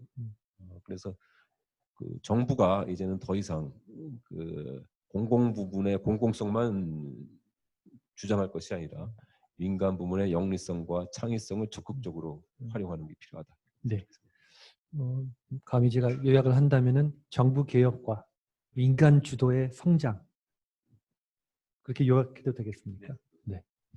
예, 뭐 코로나 사태 때문에 더욱더 이게 확 빨리 오긴 했지만 전반적인 이제 사회 경제 구조의 변화에 따라서 정부의 역할, 특히 재정의 역할이 점점점 중요해진다고 생각하는데 그런데 그럴 때 제일 중요한 게 그거잖아요. 기본적으로 정말로 정부가 그렇게 중요한 재정의 역할을 잘해야 되는 건데 그러기 위해서는 기본적인 어떤 투명화가 돼야 되고요. 개방 투명. 그 다음에 그거를 전제로 어떤 그 국민과의 소통 혹은 이렇게 정치가 잘 해야 돼요. 정치가 합의를 이끌고 그래서 국민의 신뢰를 얻을 수 있는.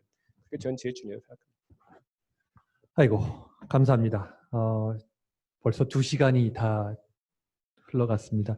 저는 사실 시작할 때 2시간을 어떻게 보내지라는 생각을 했는데 정말 하여튼 최소한 사회자 입장에서는 2시간이 정말 빨리 재밌게 지나간 것 같습니다. 정말 아주 유익한 또 준비를 많이 해주신 우리 두 분 선생님께 감사를 드리고요. 또 우리 국제대학원에서 이런 좋은 행사를 준비해 주셔서 우리 정종호 전 원장님 또 우리 박철희 국제연구소 소장님 또 전 원장님께 너무 감사드립니다.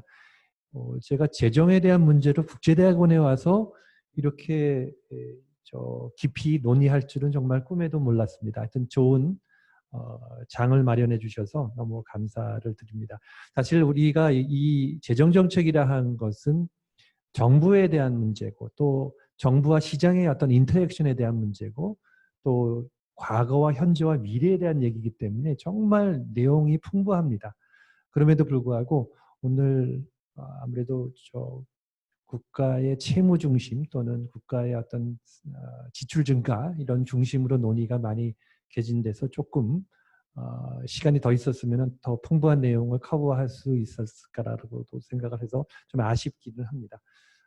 사회과학은 하여튼 제한된 여건 하에서의 극대화이기 때문에 그거를 감안한다면은 그래도 저희가 열심히 토론을 한 게 아닌가라는 생각을 듭니다. 자, 그러면 이것으로 오늘 토론을 마치도록 하겠습니다. 경청해 주셔서 감사합니다.